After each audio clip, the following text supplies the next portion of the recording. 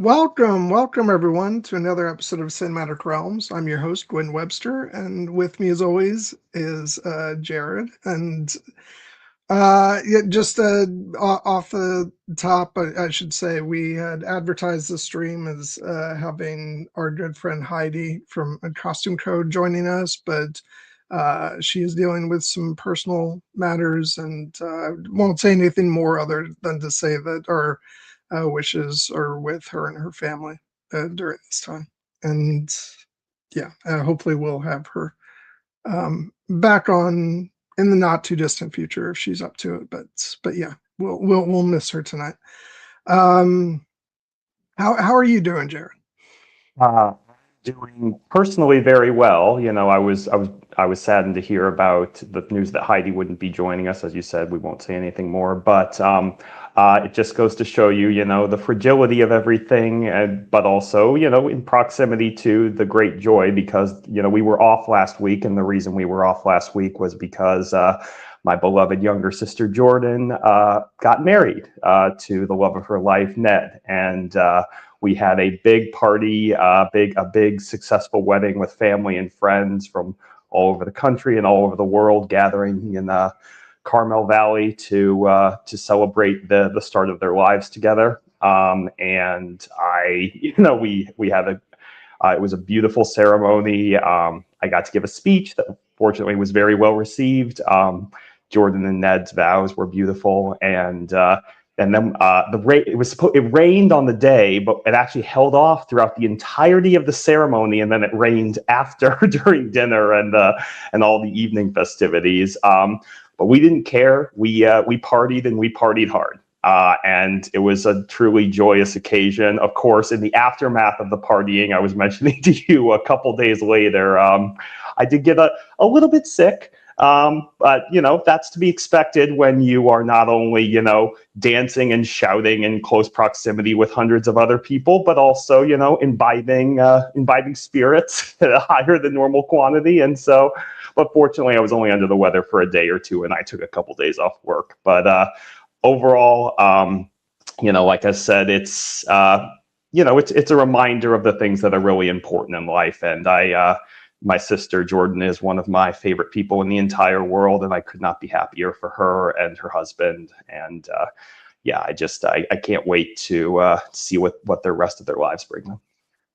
Yeah, big congratulations to them, and I'm glad you had a good time. And I was pretty much working nonstop, so I'm really glad that things conspired to have us not stream last weekend, especially if it was going to be binging half a season of Outlander, because I just would not have had the time, and like I would have tried to squeeze it in, and then like my one day off would have been consumed by this. And I love doing this, but not when I only have one day off. It's like those are the weeks where I'm gonna like, if we're not already taking the week off, I'll be texting you and be like, "Hey, Jared, I can't do this.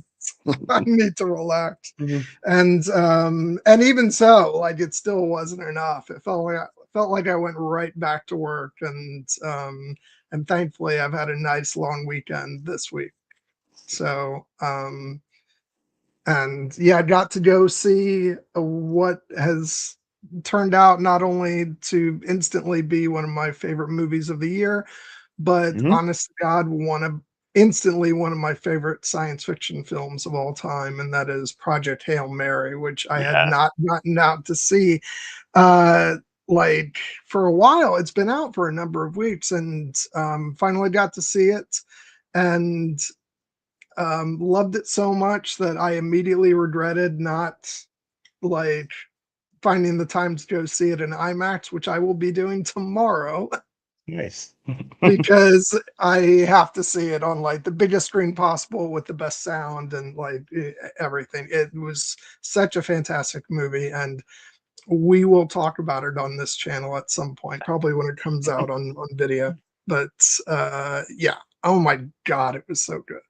Yeah, Um, I just got to see it on Monday. I had also been putting it off because I was so busy with work, and then the wedding preparations, and then finally after it was all done, my folks and we went out to see it on Monday, and I just found it not only to be like a thrilling and emotional, but like as I said in my text to you, it was just one of the most life affirming movies I've seen in a while, and just the belief that with the power of science and collaboration and empathy, we could do anything. And I just just a that little was bit such a of, great.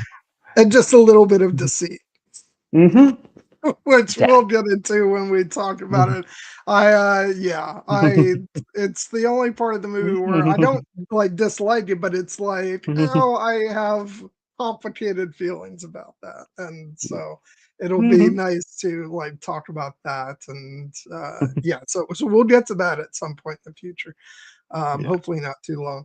But yeah, so and otherwise I've just been enjoying my weekend and uh taking it easy. I caught up on all my shows. I've caught after like what felt like I don't think I had watched a new episode since we did our first discussion of Outlander season 1. I had not yet dipped back into Outlander season 8, which I finally did not last night because I was watching these episodes, but the night before. And I was like, oh wow, it feels like this the like there's a disconnect between the two, but also things that like um there's symmetry and there's like things that were maybe you weren't paying as close attention to back in the early days, but now I'm like, oh my god, that was important. And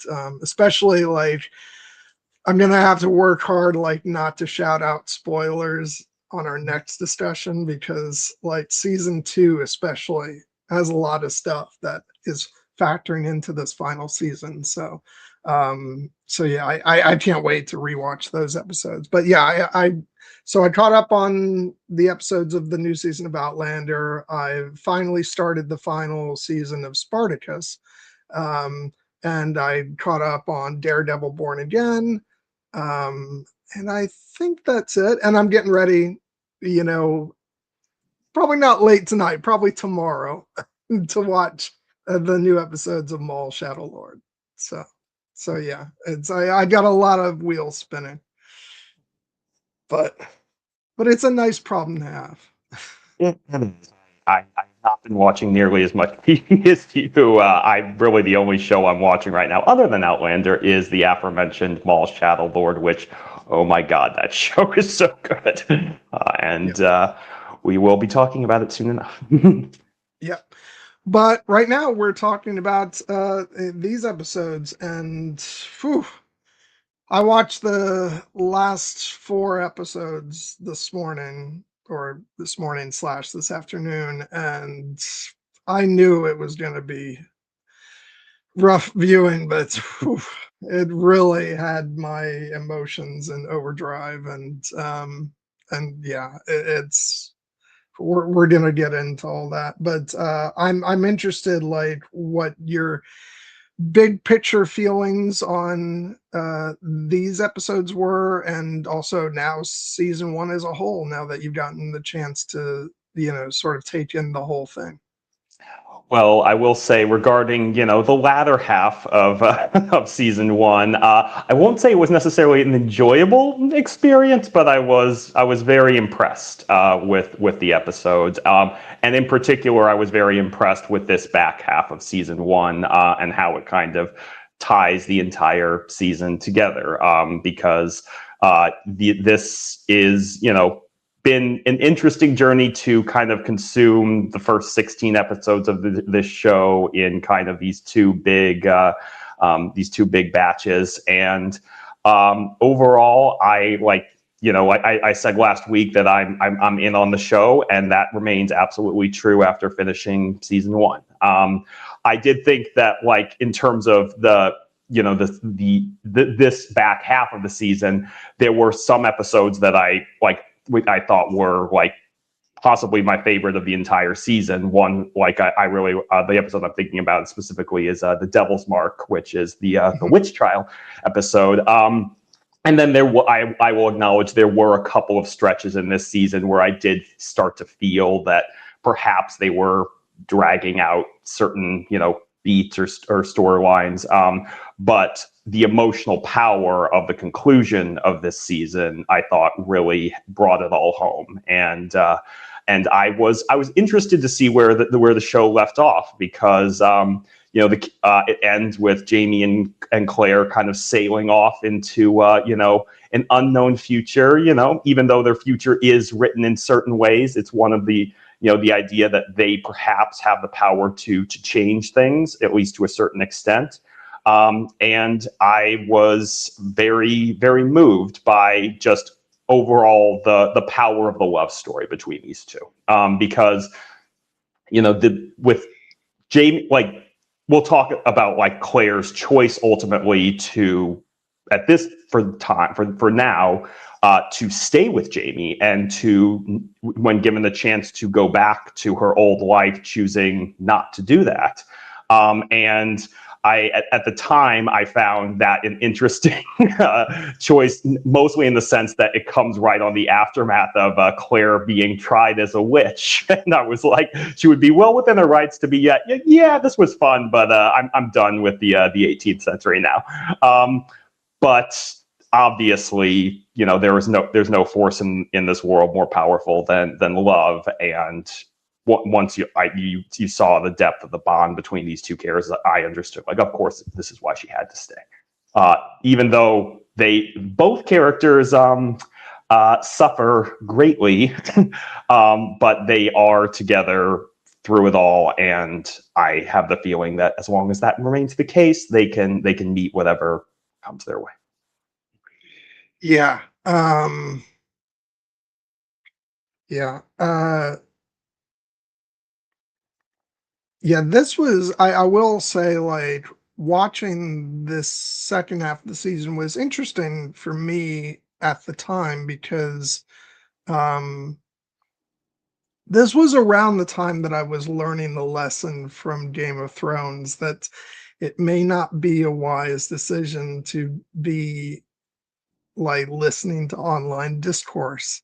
Um and I think that me sort of, because with the first half of season one, I had binged it in between the time period where it had already aired, and we were waiting for these episodes. And so I had watched those episodes completely in a bubble without listening to any noise. And it was just such a sublime viewing experience. And then I was, when it came to these episodes, I was reading stuff online. And not to say that, like, this, the back half of episodes was like, it was well received and the fans enjoyed it and stuff, but it's just, but how fans are. Even when they're enjoying something, they'll nitpick at certain things and, complain about this or that. And I noticed the vast difference in my experience of the two halves. And even though, like, I enjoyed the hell out of these episodes, so this was like this was during that time period of me learning the lesson that actually, if you want to have a pure viewing experience, it might be worth it to keep yourself away from all that noise, because this was also the same time, this was airing at the exact same time as season 5 of Game of Thrones. Yeah. And we all know how contentious that season was. And it was not the last. Um, but yeah, so it was interesting. I know that, like, after this, I didn't really engage much with the Outlander fandom. I was just kind of enjoying the show on my own terms, and that's probably why I've had such a wonderful experience overall with the show, because it's been like something that, if I shared it with anybody, I shared it with my mom, at least for the first, 4 or 5 seasons. And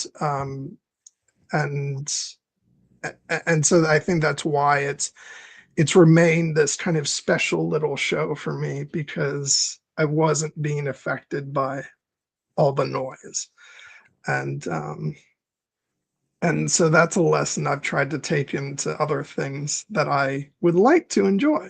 Uh, but yeah, I will say, like, and I do see what you're saying about, some parts of it maybe feeling like it's going, but for me, like, that is one of the joys of, um it's sort of why I love season one so much. It's because, um after this, the normal length for a season of Outlander became either 12 or 13 episodes.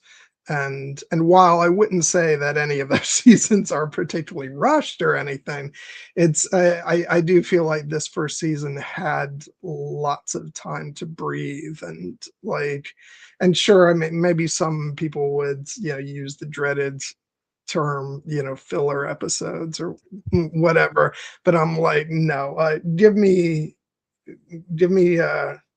Claire and Murtaugh singing and dancing, for a full hour. I'm totally on board with that. And that episode, like, culminates in just one of the most beautiful moments between those two characters, which is a foundation for, like, so much of what follows, and especially in terms of their relationship. And so yeah, I still think, like, the first volume of season one is, like, the perfect, like, for me, it's still the most perfect stretch of episodes of the entire show. But I love this back half, dearly, just with the small little asterisk that it's, particularly towards the end, it's very difficult to watch. And they're not the episodes that I've gone back to the most, because they're exceptional and they're brilliantly crafted, but they are very tough to get through. And I will say, not that there won't be difficult things depicted in the show to watch in the future, but I think everyone who's a fan of the show would tend to agree that this is sort of the most grueling, chapter of the show, those final two episodes. And that nothing, like, if once you're past that, it's things never quite get that horrific again. There is a bit at the end of season 5 which is difficult to watch, but we've got some time before we get there. um uh but like, what I love about her, not to skip to the very end or anything, but I love that sequence on the beach after, you know after Claire's gotten through to Jamie and everybody's saying their goodbyes, and then the Skyboat song kicks in. It feels like this enormous, like, exhale of, okay, we've gotten through the darkness, and now we can breathe again. And and yeah, so it's, I think it's a chapter that the story has to go through, because it's extremely important with regard to many things, especially regarding Jamie's character. And this is not something that, as I think you can tell with these episodes, that he is going to get over quickly. It's going to have an effect on him for a long time. Um, and so I just, so yeah, and it was one of the things that actually the show was acclaimed for at the time, was, like, yes, it was very difficult to watch and it's very upsetting, but the way that the show deals with it is really tackling the consequences of these events head on. And so, yeah, not my favorite part of the show to watch, but I think it was very well executed. And the performances, just, like, as much as, like, as horrific as his actions are, these episodes really are a brilliant showcase. I mean, for all of the actors, without a doubt, but also Tobias Menzies, like just reaching into the depths of darkness, and and that's why, like, I think that's one of the reasons why I was so excited for you to watch the show was, like, I feel like you can't really be a Tobias Menzies fan and not like see his performance as Black Jack Randall in this show, because it's some of his best work, as much as you want to just absolutely tear him apart. You know, but yeah, but and the darkness, like, is not all that there is in these episodes, because there's a lot of joy to be found, you know, before that, and a lot of fun, and you know, even the witch trial, which is dark, you know, also, but it's kind of fun in a, like, because we've seen those types of things before, and one of my favorite line deliveries of the whole show, and it's because of what it tips you off to, which gets solidified moments later, is, I guess I'm going to a fucking barbecue. But yeah, so we will get to all of that. But I don't even know specifically where we would start, but I mean, I probably just want to start. You'll probably want to start at the beginning, just because I know we have. There's good. We're going to spend a lot of time talking about the stuff at the end because it's very heavy and very weighty. And what I'll just say on that front is, yes, Tobias Menzies, incredible performance. You know, there's part of my brain is like, how the hell did he not get an Emmy nomination for this? And then the other part of it's like, I get why he didn't, because one, the show has kind of been overlooked by the Emmys, and two, he is just so loathsome that I can understand people not necessarily wanting to vote for that character, even if the performance is that good. But regardless, I would just say that on that front, before we go back to the beginning, this was were interesting episodes to watch, because I mentioned I was not watching Outlander at the time, but this period is when I really became aware of Outlander more, because I mentioned I've managed to remain remarkably spoiler-free about the show. This is not one of those moments. I had heard about this particular development specifically because of the discourse that emerged around it, and specifically because, in classic discourse fashion, people were using it to compare and contrast, for instance, to Game of Thrones, a show that I was watching at the time. And we will get all into that because I have thoughts. But I would just say it was very rewarding, even though it's very dark and brutal, to actually get to see the material itself, as opposed to just absorbing the discourse about it secondhand. But yeah. It's a bit of you did your own bit of time traveling. Yes, yeah. I'm not particularly keen to go back to 2015 and that particular discourse. I'm like, once was enough. Well, still, there's other reasons why I would love to go back pre-2016. Oh yeah, well, I mean that's a whole thing that I'm sure we can also talk about. But yeah. So okay, let's just it's I'm gonna say let's go back to happier times in the season, which starts off with Jamie, going to rescue Claire from again, Black Jack Randall. Time is a flat circle. Yeah. But I love that. Actually, one of the things that I want to start off talking about is the way this first episode is framed, because for the first time in the show, we slip out of Claire's POV. And this first episode is from Jamie's perspective, and we get him giving a voiceover. And I thought that was a great way to start off this second chapter. is sort of resetting us a bit. And it's also interesting that like because as we said, like lots of stuff happens in these episodes, including Claire ultimately making the decision to stay with Jamie. And I think it's notable that, we certainly get our fill of Black Jack in these episodes, but not Frank. We actually don't see Frank at all in these episodes. And I think that that's interesting just because that this is, whereas I feel like the first volume was about the sort of love triangle between Claire, Jamie, and Frank. This is,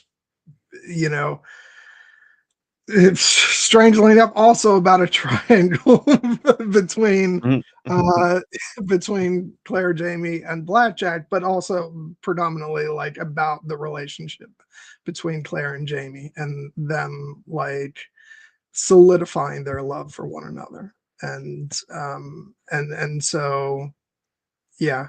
And as for when we will next see Frank, I won't spoil that, but I'll be interested to hear your theories when we get a little further along. But I thought it was cool that like opening up the season, we get things from Jamie's perspective, and all the way to like him hearing about Claire's capture, and then show him and the boys breaking in to Fort William. Fort William. And so it's kind of, so we get to have that moment all over again of him busting through the window and saying, "Get your hands off my wife." Yeah. That scene was really, really rewarding to watch. Again, obviously, as you said, we're starting off kind of in a moment of darkness with Black Jack about to sexually assault Claire, and Jamie kind of coming in through the window to save her. But I like that the episode actually starts a little back from that like we actually kind of, ground ourselves in Jamie's perspective before that highly charged moment. And I did know this, as you said, that like we're starting off in Jamie's perspective in terms of Sam Heughan's voiceover. And I actually wondered if like that would continue for the entire second half of the season. It turns out, no, it's more confined to this episode because we do get Claire's voiceover coming back in later episodes. But I really liked the fact that like it opened on him kind of musing about, the choices that a man has to make and how they shape his life. And, this is the moment that he is having to make his choices and really become a man, because, it reinforces kind of a reminder of how young Jamie actually is, and how, even though he seems like he's very experienced with the world in terms of certain things, in terms of what he suffered at Black Jack Randall's hands already, but he is still kind of, new to not only this particular dynamic with Claire, but in many respects, like what it means to actually have to reckon with the possibility of loving someone more than yourself.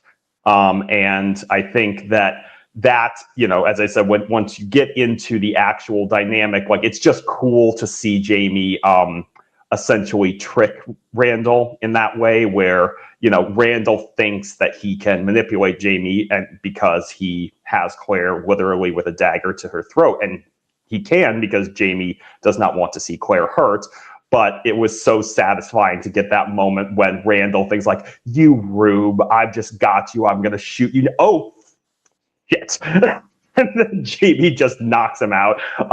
And then, yes, we get the very meta commentary of the whole bit where they're lying on the ground and we as the audience are all screaming, "I know it's not ethical to kill an unarmed man, but just throat, for God's sakes." And Jamie's like, "It never occurred to me to kill an unarmed man." And I will just note when we get to the end, when Claire's like, "We should have killed you there," and Black Jack Randall's like, "Yes, I'm afraid you will come to regret that small act of humanity," which was one of my favorite line readings, even though it's terrible. In terms of what Randall means by that, but Yeah, but what really stood out to me, of course, is the fact that, you know, it's a hell yes moment when Jamie saves Claire and they jump off the walls of Fort William into the water, and we're like, okay, now we can breathe. Turns out no, because Jamie's got feelings about what happened with Claire and why she was in this situation in the first place, namely the fact that, you know, I told you to stay, why did you, you know, disobey me, and the fact, you know, she had been made her run for the stones to try to get back to her other husband, Frank. And this was the dynamic that really kind of also emphasized the fact that, oh yeah, like Jamie is obviously our hero and we know he's very heroic and brave and we love him, but he's still an 18th century dude, and Claire is still a 20th century woman, and their worldviews do not exactly align when it comes to the healthy relationship dynamic between a married couple.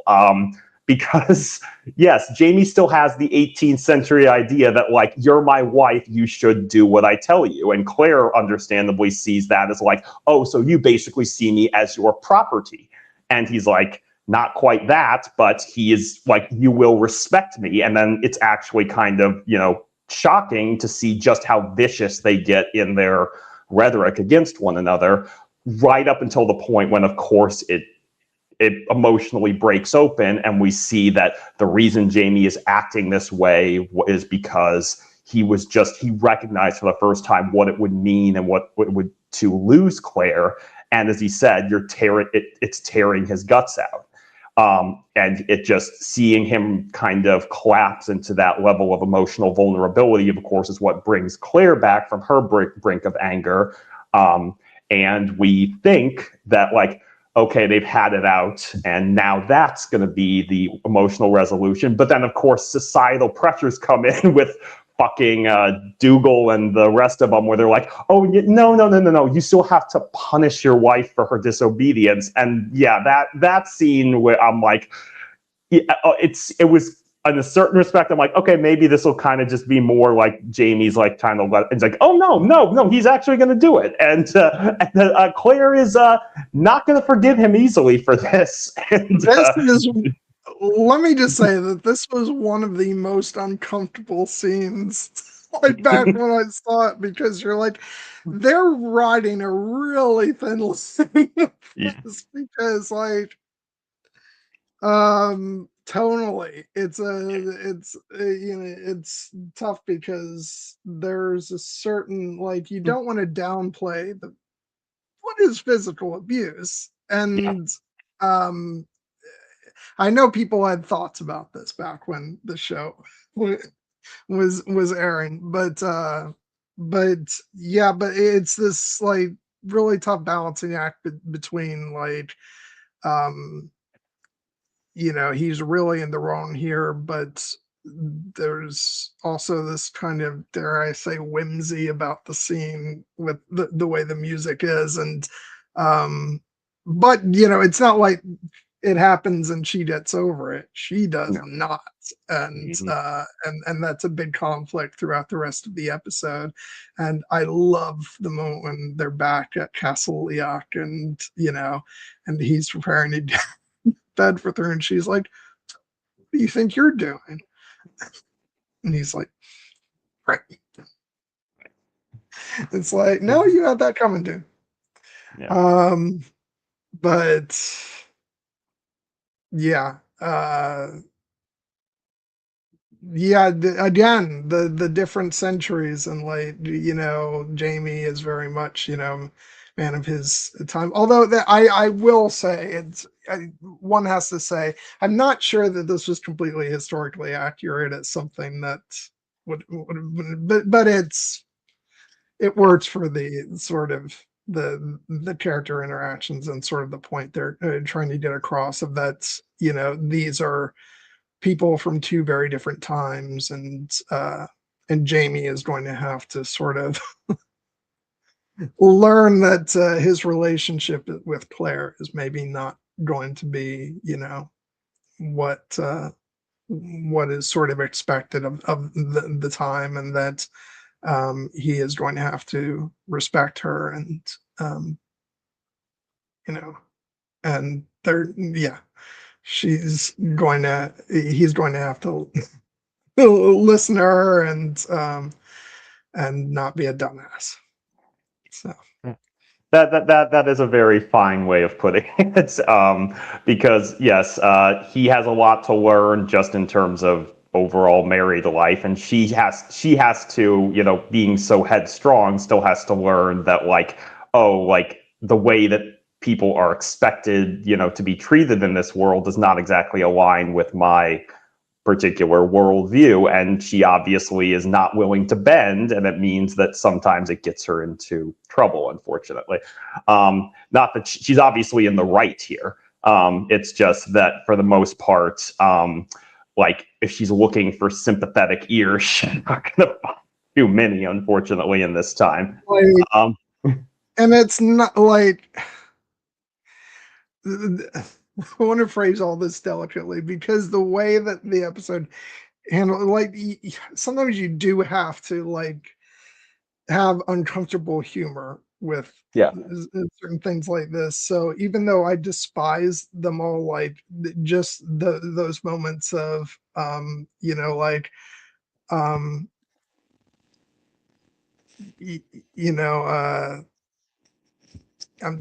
not sure who's teaching who a lesson or something like that. The guys are saying downstairs, or the next morning with, take a seat, I'll stand, thank you. And then they all start laughing. It's awful. They're being awful, but also, like I said, it's that uncomfortable humor about the situation. I honestly, it's so tough to pull this kind of thing off, where you've got to make sure that you get across that what Jamie did was wrong, and but also we can't hate Jamie either, and there has to be room in the viewer's heart to accept it when when they move on from this. So but yeah, and then okay, we're just going to tackle it. Obviously they end up returning to Castle Leoch. We're going to tackle the Leary of it all. You did say that I suspected that Leary would not be happy with learning that her crush Jamie went off and got married to this beautiful British Sassenach, no matter the circumstances, and no, she does not handle it well at all. Yeah, and this is the point where she becomes pretty much the most despised character in all of Outlander. I dare say possibly even more than Black Jack Randall. Well, obviously that's one of the dynamics that just factors in the fact that, obviously, in terms of humanity, Blackjack is infinitely worse than Leary. But it's just in terms of television dynamics, there is a well-established trope that, if a villain is sufficiently complex and, charismatic and enough that, you can't really take your eyes off them on the screen, the audience is a little bit more willing to tolerate that character or understand the necessity of their role than a character who, just in terms of cinematic tropes, basically exists purely as an obstacle to the central love story. And yeah, unfortunately, Leary does kind of fall into that role. So, even though I think the actress Nell Hudson does a very good job conveying Leary's heartbreak, particularly in the scene where she comes to Jamie at the riverside, when Jamie and Claire are in the middle of their, kind of their fight, and you might understand that, yes, maybe Jamie would be open to, Leary's advances in that moment, but the moment that he, turns her down and says he's going to honor her vows, and she's heartbroken, but you can tell that oh no, she's going to become petty and vengeful. I got the sense that yeah, this is a type of character that the audience is just going to be kind of turn on real fast. I'm only going to I'm sorry, I'm only going to I'm not going to be too hard on Jamie, but like I do find it sort of hilarious the way part of the scene is portrayed, where he's talking about, "I made a vow and I'll not break it," and his hands are like literally on her breasts. I'm just Yeah. just saying. Sometimes the staging of things kind of works against it. I mean, I actually like that dynamic just because it does show that like Jamie is having conflicted feelings about this, situation, and the fact like obviously he loves Claire and that love is going to endure, but in this moment he doesn't know if she's ever going to forgive him for this, and the prospect of maybe being entrapped in an unhappy marriage with this Sassenach, this outsider. It's understandable that he might be like tempted by the prospect of like, well, here's this bonny Scottish lass who's clearly head over heels about me, and like this is what could have been if this woman Claire hadn't come into my life, and so he has like a natural moment of weakness, and it's to his credit that like no, he ultimately pulls back. And like I said, I'm not necessarily unsympathetic to Larry in this moment because, as you say, like she sees Claire as an outsider as well, and she doesn't, is not privy to their, all of their dynamics. So it definitely makes sense to me that she would basically see like, oh, they had to marry her off to Jamie as part of this ploy to make sure that she didn't get taken in by Black Jack Randall and then betray all of our secrets to him. But that's just political, and so like we can still have our true love story, Jamie, and who knows what will happen to Claire. But when Jamie makes it clear that no, that's not what's going to happen, that's as I said, when Leary really kind of starts to turn to the dark side. And that scene when Claire confronts her about putting the ill wish under their bed, and she basically owns up to it, including where she got it from. But then the fact that when she's like, just the thought of my poor sweet Jamie having to spend his life with a cold English bitch, you're just like, ooh, yeah. This, you cross. And then, of course, what she does in the witch trial is just like unforgivable. So. And what's interesting is that I have not read the books myself, even though I have very nice editions adorning my bookshelf. But from what I understand, they really dialed up on like some of the things that Leary does in this season in terms of. I don't know that in the book she's as involved in the witch trial, and again, no spoilers, but it's interesting the ripple effect that has on things further down the line. I'll be interested to like read the books and see like um, how how those things like have an impact and and whatnot. But for the purposes of the show, yeah, it's like it's like yeah, it like her point of view is like understandable in this first episode. I feel like, but then once we get to that scene, like you said, where Claire confronts her, that's pretty much where she turns into public enemy number one. Yeah. And she's just like, after that, I will admit to having like no sympathy for her after that. She's just awful. Again, Nell Hudson does a great job and performing the character and stuff. She did consistently great work. But Larry is just she is a character you are designed to loathe. So yeah, it's every show needs those characters. So.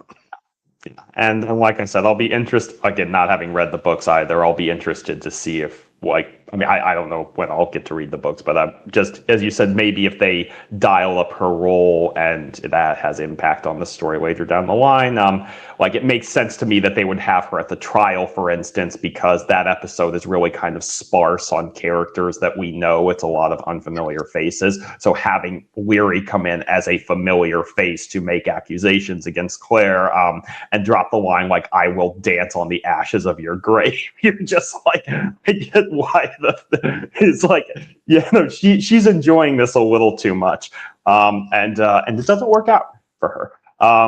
But I think that it ultimately does serve as a reminder that, even though now, Claire has, and Jamie are married, like there is still very palpable tensions, not only in their own relationship, that get resolved, in the classic way when they have their beautiful love scene that also involves Jamie putting a knife, or Claire putting a knife to his throat and saying, "If you ever touch me like that again, I will cut your heart out." And he's like, "Yes, ma'am." and then the downright galloping that is happening. So let me just say, like, oh my God, I don't want to be completely superficial. I love the show for many reasons, but by God, the sex scenes are so hot.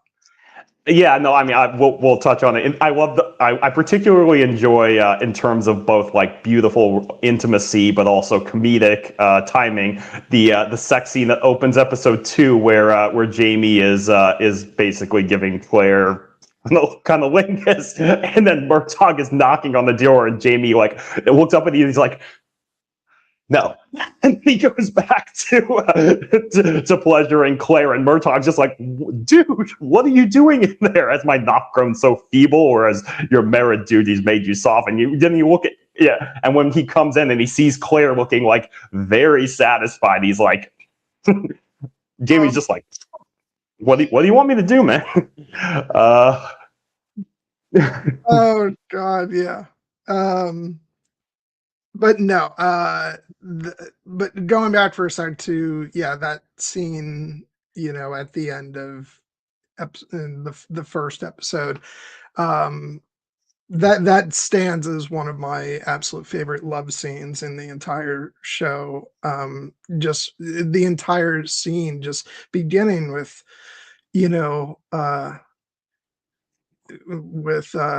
with Jamie, pledging his loyalty to Claire, using the same words, that are, used to declare loyalty to the Laird. And, I just thought that was really powerful, and and then his despair at, you wish to live separately from now on. And she says, "That's what I should want, but I don't." And, and that, gradual, moment of them coming close, but then her making it clear that you will never, ever, strike me again. And, as you said, at the point of a knife to his throat while they're making love. And it's just like, that is such a power move. So great.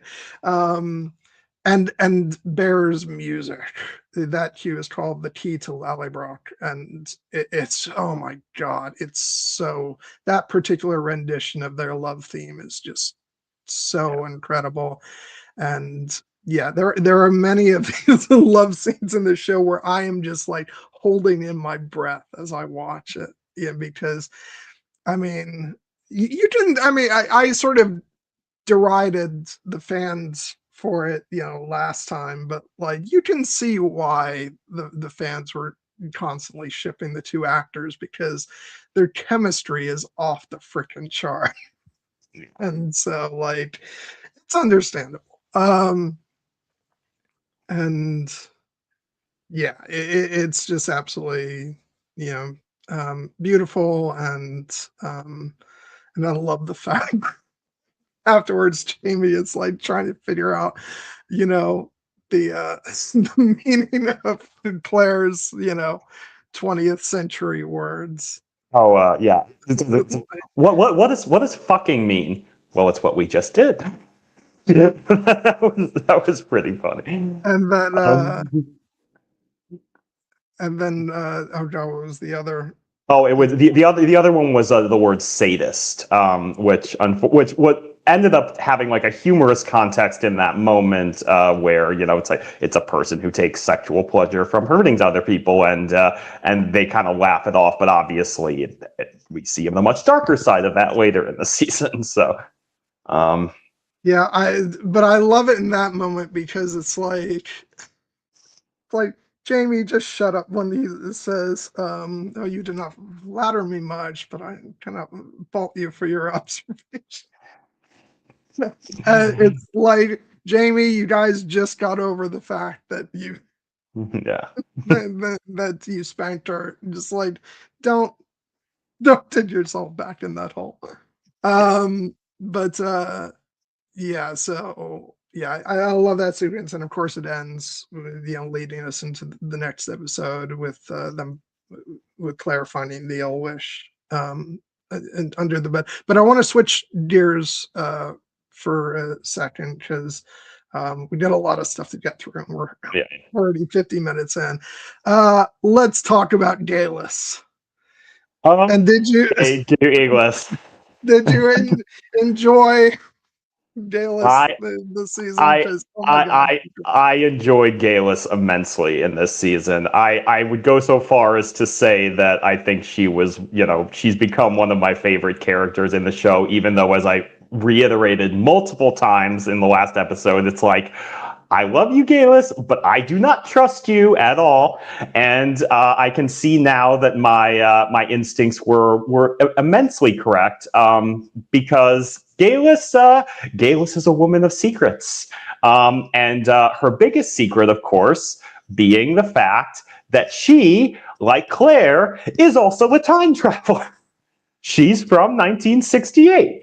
And that makes a whole hell of a lot of sense when you go back and look at, the recontextualization of her earlier scenes with Claire. did you have any theory about that?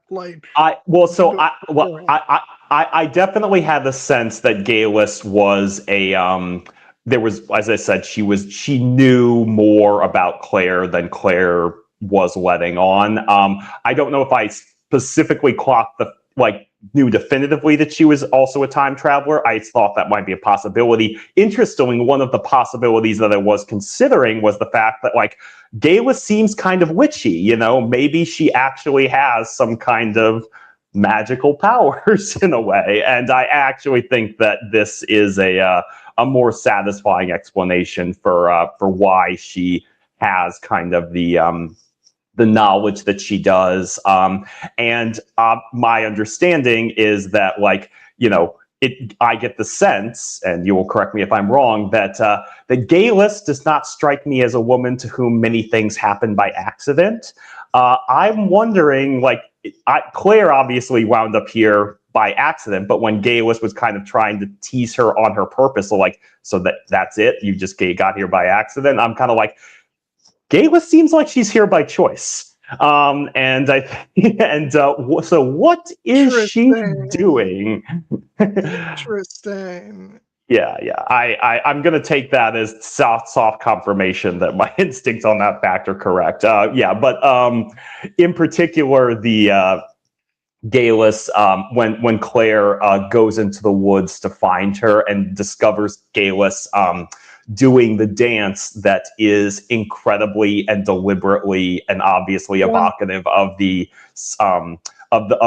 singers who were dancing at the Stones of Craig. Gary, because I know that must have been a very difficult scene to watch. Oh, it was so difficult, I mean, I couldn't wait for that scene to be over. I was just like, Lotte, Verbeek, what do you do? It's okay. It's okay. And yeah, I love the way that, Galus, teases, as she's standing there with, her breasts fully out, and she's looking over at Claire, and she's like, you could have joined me. And I'm like, you know what? I think that's a tempting offer.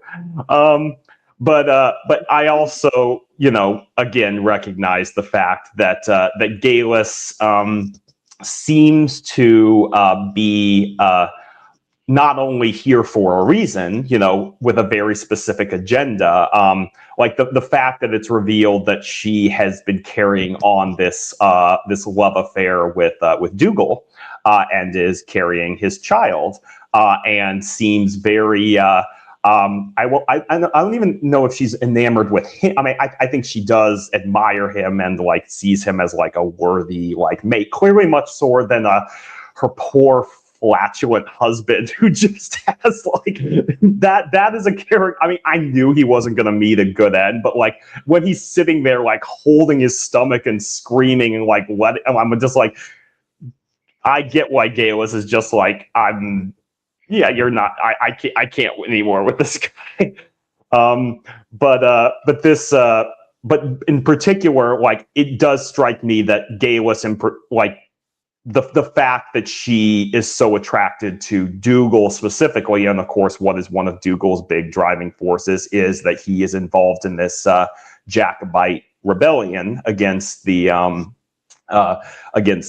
British Crown. And to me, what that actually, and again, you don't have to confirm or deny anything, but what that my instinct was that like, oh, maybe Galus is coming back here because she's like basically a Scottish radical who is wondering if maybe she can change the future, and by like getting into a relationship with this committed Jacobite and maybe like trying to help his cause so that maybe there would be a different outcome in the world. That's just my initial take on the situation. I do really enjoy her dynamic with Claire when they are in the they're being imprisoned as witches together, and the kind of the frenemy relationship that they share.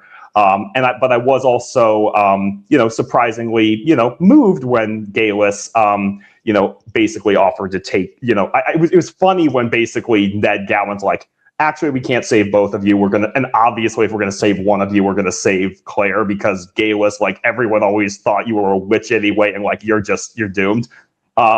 But when Galus actually does make that sacrifice and calls out that like, I bear the devil's mark with her smallpox vaccination, and I've had the devil's baby, and is writhing in like supposed demonic ecstasy and driving all these religious Puritans like nuts.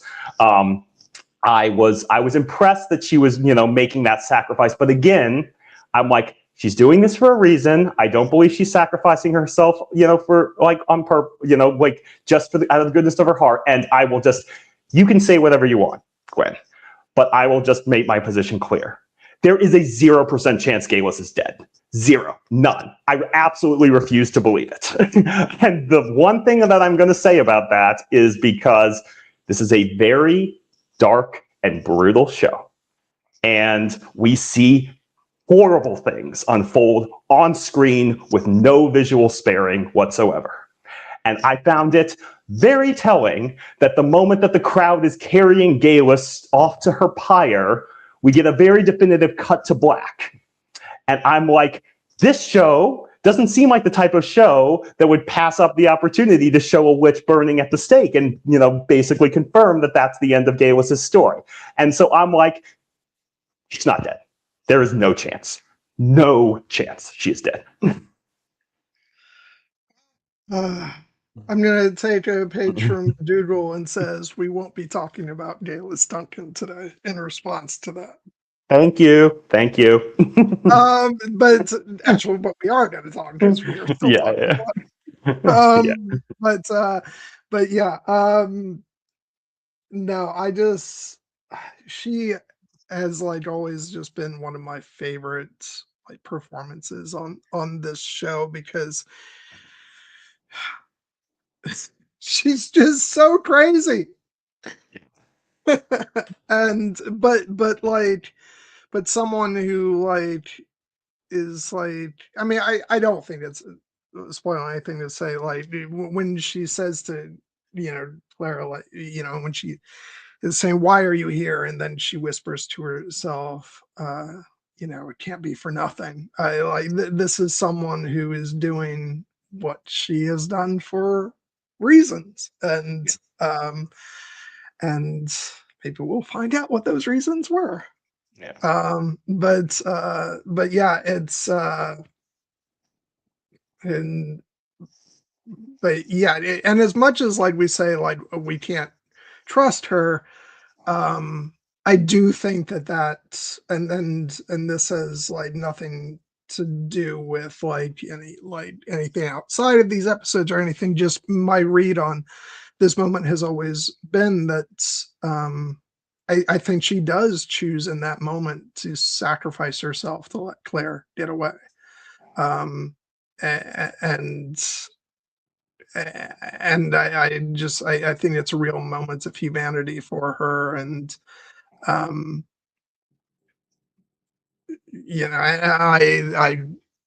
don't know how much I want to say, just but I just was always really touched by that moment where where she confesses and basically, because even if you think she has some kind of plan for that moment, that's a situation where a plan can very easily go awry. And she's clearly dooming herself by doing what she does. And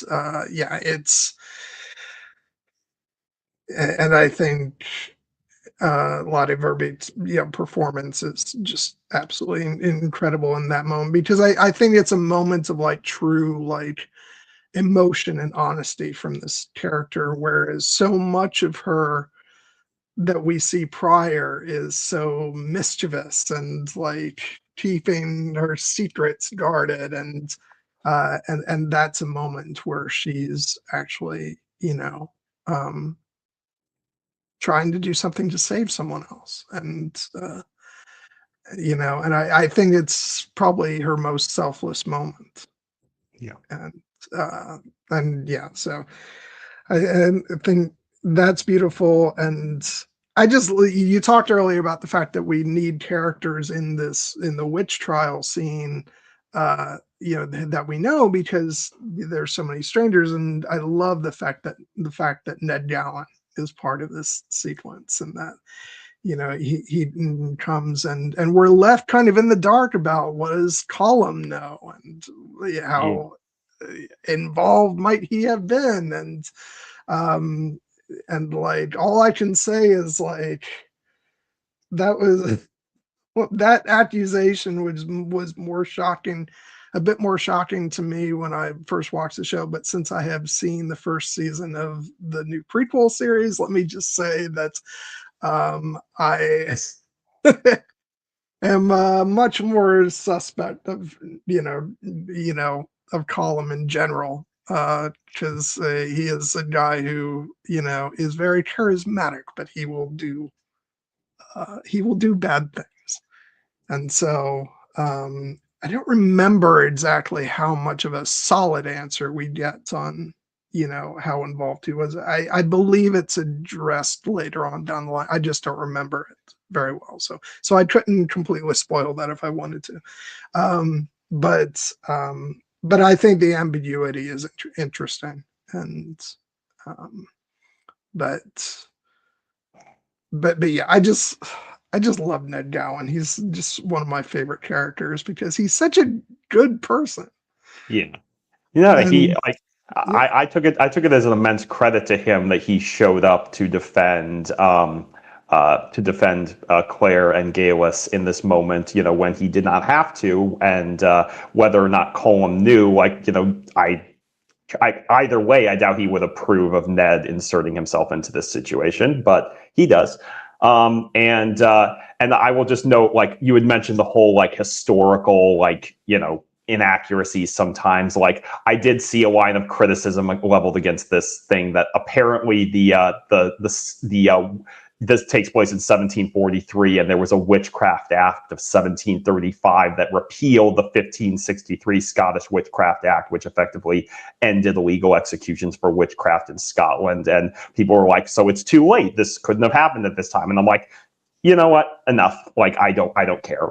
We're talking about a time travel show here. We can fudge the historical details a bit. Because everything else is so based in reality. Oh yeah, absolutely. And the reason I liked it was because we got to see essentially Ned as a man of reason, trying to apply essentially logical principles of the law to what was clearly meant to be kind of a sham trial, in the sense that, like, the crowd is there, like, basically just like cheering because like they just want to see somebody burn as a witch. Like, this is their Sunday entertainment. And the obviously the church leaders like want this to basically reassert their power and the supremacy of the church doctrine. And Ned is basically trying to make rational arguments about that and doing a pretty good job, like discrediting some of the witnesses, like the housekeeper and the lady who's claiming. But as Galus says to Claire, none of this matters. They mean to see us burn. Exactly. That's what I said. It's like essentially it doesn't really even matter to the crowd that they basically are, whether or not they're guilty or innocent. It's like they just want to see a witch burn. And to that end, I will just note one of the moments I found the most surprisingly effective in the trial was the moment when Father Bain comes forth to testify. And, I've got to admit it, he kind of got me for a moment, like when he, got up there and like, obviously we knew he had like resentment towards Claire for the whole bit where she had essentially made a fool of him by saving Mrs. Fitz's nephew from the poisoning and confirming that he was not in fact demonically possessed. And when he gets up there and starts doing his fire and brimstone, I'm like, oh, here we go. This is his opportunity to just, rain fire down on her and condemn her. And then when he starts to frame it as, oh no, like I reached out to the Lord and asked her to strike her down. And he spoke to me and said, you have made the most serious mistake. This woman, Claire Randall, did what I could not. She recognized the boy was actually poisoned and not in the throes of demonic possession. And me, in my pride, I could not see it. And I cast myself before you and repent. I am no longer fit to serve as your priest. And I was like, wow, that was kind of unexpected. Maybe he actually is a man of God who's having a change of heart. And then, of course, the crowd is basically like, no, you could never. This woman is bewitching him. And then when he gets up and he turns around and gives her a little smirk, I'm like, oh, you bastard. Yeah. Oh, yeah. It's that moment when somebody suckers you into believing that they've actually had a true change of heart, and then you're like, oh, you son of a bitch. And the fact that but the fact that he's self-aware enough to it just shows that he is completely full of shit and knows exactly what to say to play into that narrative, but is doing it as a manipulation. Yeah. And so he's even worse than a complete fire and brimstone true blue fanatic. He's someone who is using that for his own power. Yeah, I think back to a quote from one of my favorite quotes, actually, from Game of Thrones, which is when Tyrion is talking about Cersei, and he says, using honest feelings to do dishonest work is one of her many gifts.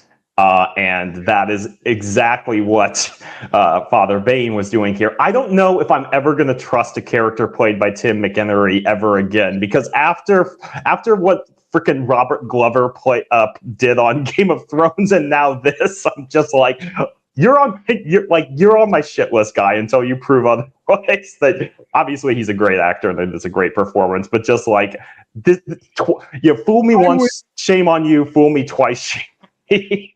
I would, you know what? I don't even need a full sequel series of Game of Thrones.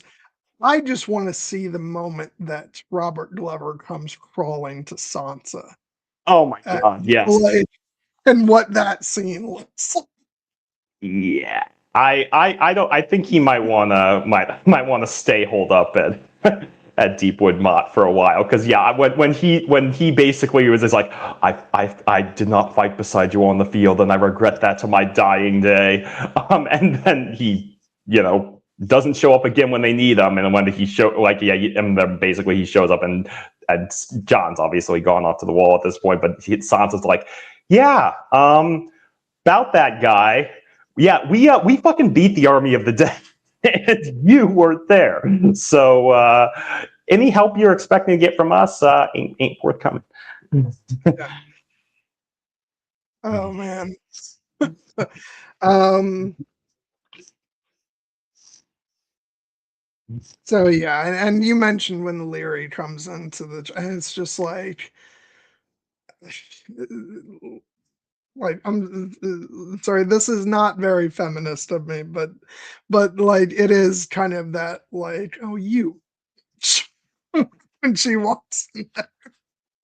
Uh it's just she's the absolute worst. And it is, but it is so like it is so gratifying when Jamie makes it to the trial and Oh, comes through and like and pulls out his swords and like is like, I'm taking you all down with me. yeah. And No, it's just it's so good. that was a great moment. I particularly love the line when he says, "I took it," when he's looking right at the clergymen and we're like, "How dare you barge into the proceedings of this like house of God?"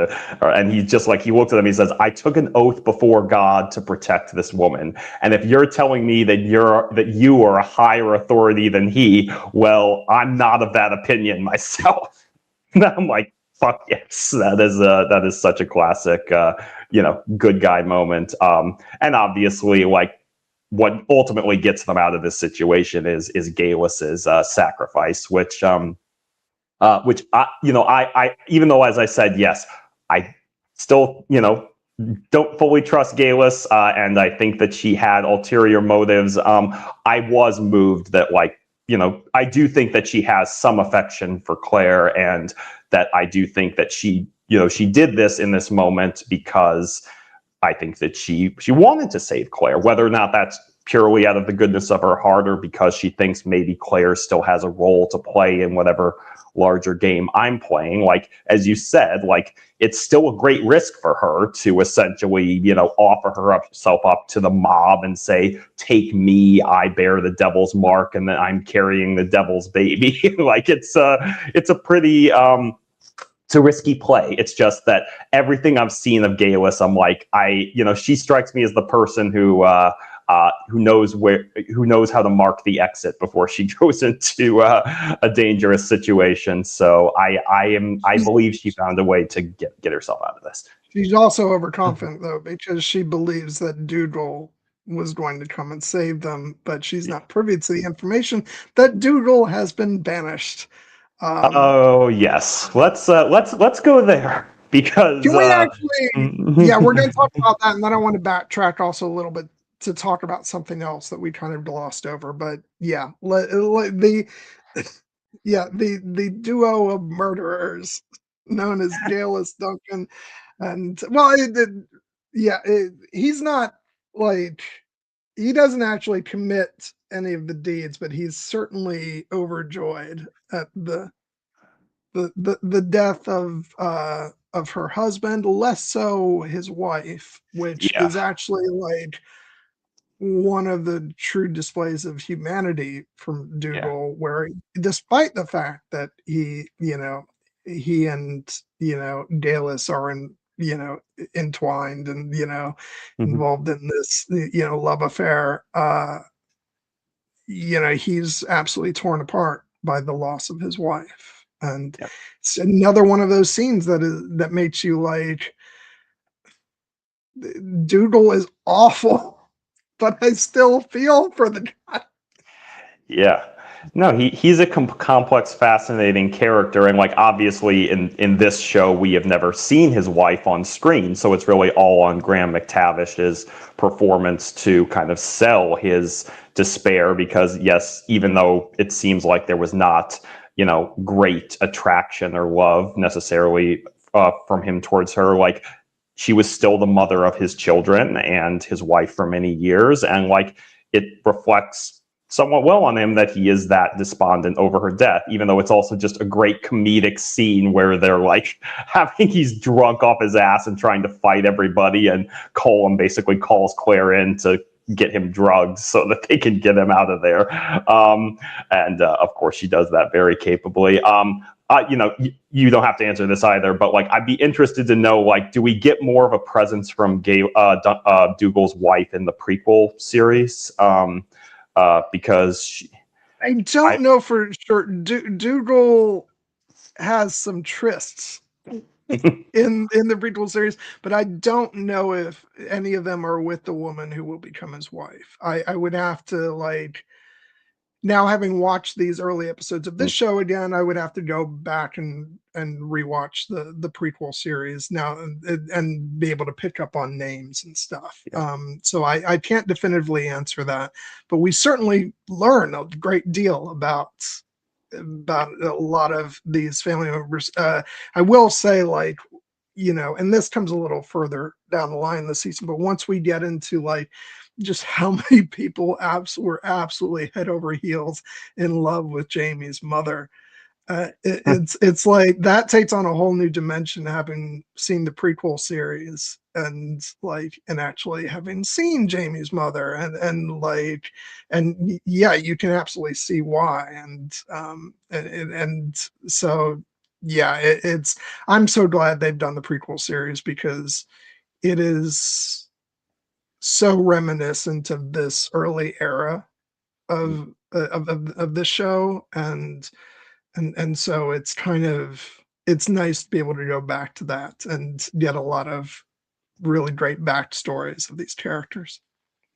I mean, I would be interested to watch the prequel series at some point once we finish up our discussions of the original show. But in particular, to see, like, the dynamic between Dougal and Colm, because one of my my takeaways from these first two episodes with Colm is just to offer up a particular praise for Gary Lewis and how he plays the very particular beat of just wide-eyed, like, searing, seething condemnation. He just turns that stare on so many characters in these first two episodes, starting with Claire and Jamie when they come into the hall after they're married, and he's just standing up there with his wife, and he's just like,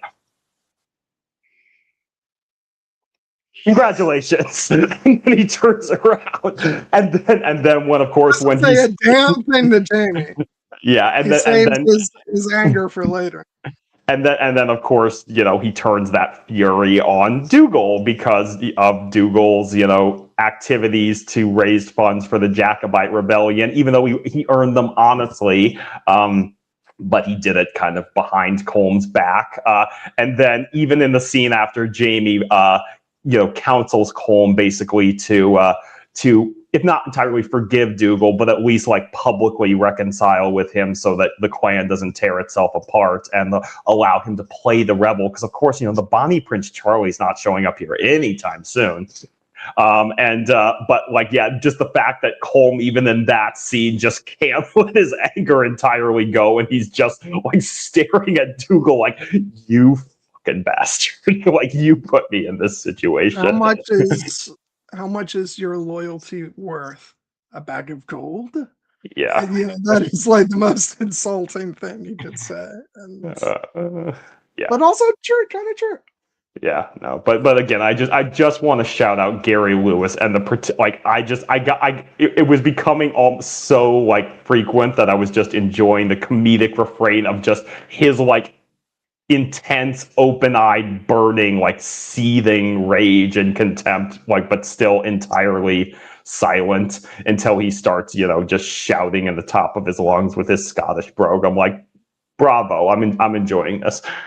It's one of the like unfair things about the prequel is that because obviously we're seeing these characters younger, like, we can't have Gary Lewis and Graham McTavish playing these two characters, and you want them so, and the actors who do play them do a phenomenal job, particularly the young actor who plays Dougal. I think they absolutely nailed that casting especially. But like you just like these two actors like are just so great together, and there's, as you said, that animosity between them is just so entertaining.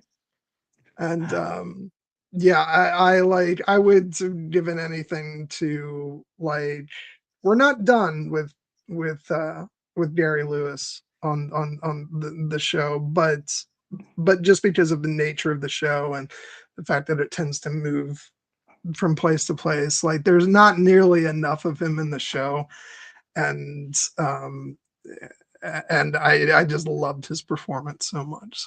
So yeah, um, he's so great.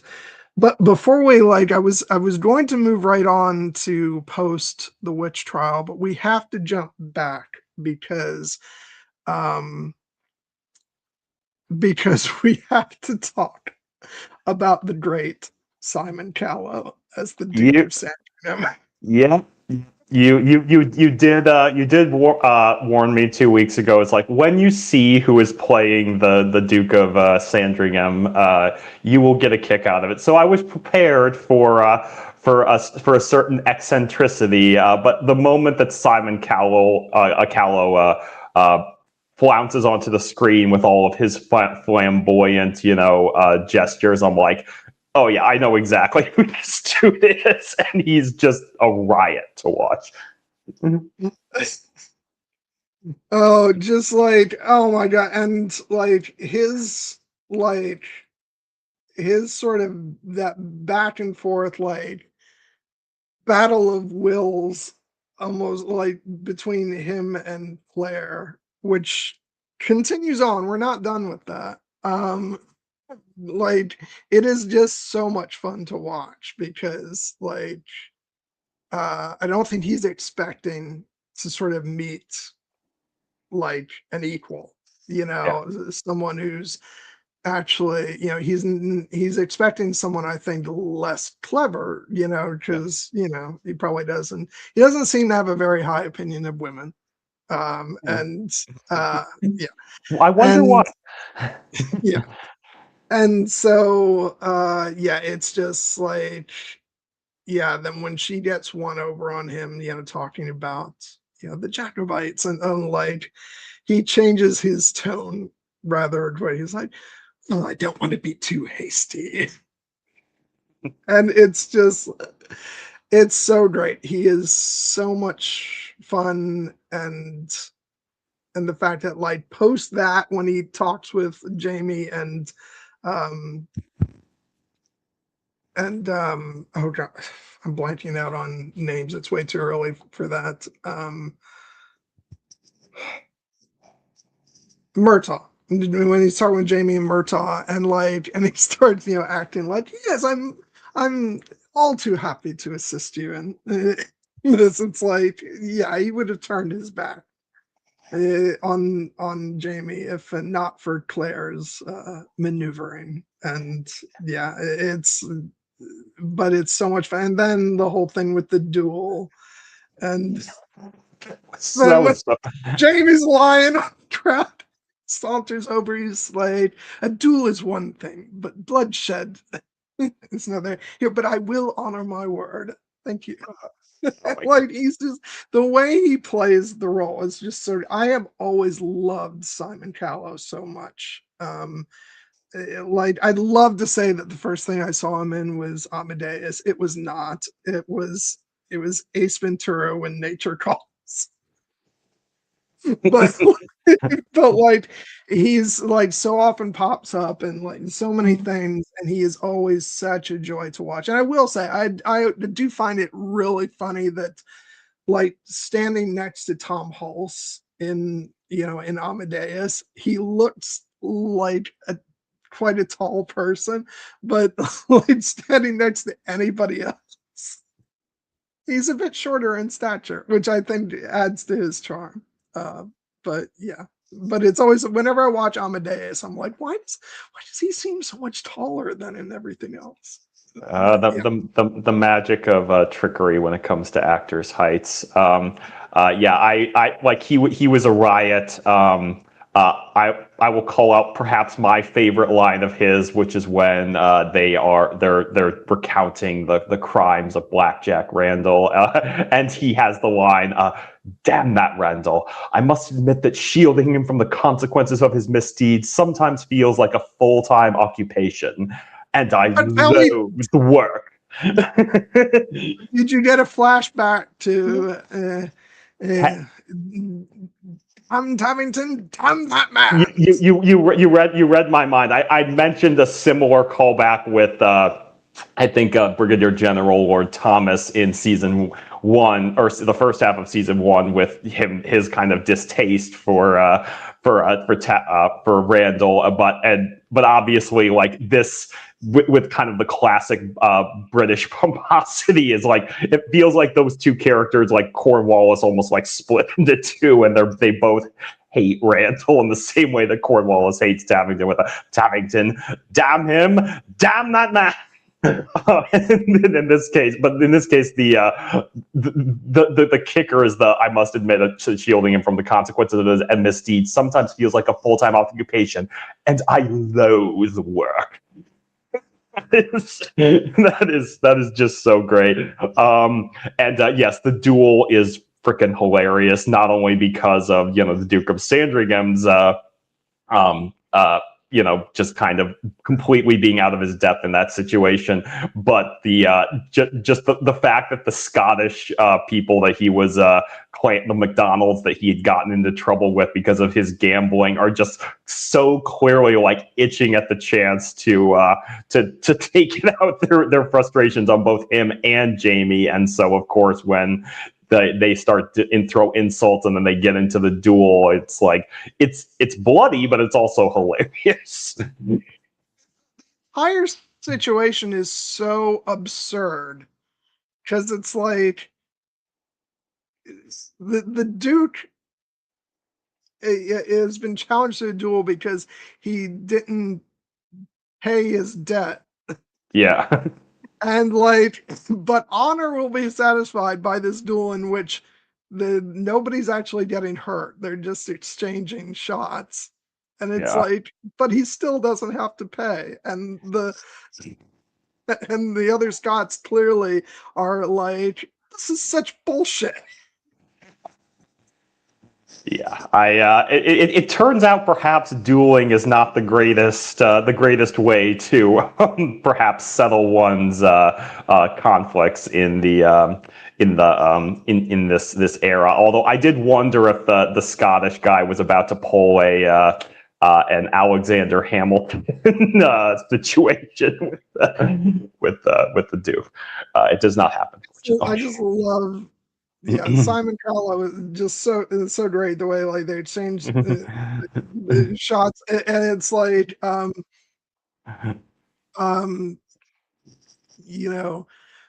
does the Duke apologize? I do.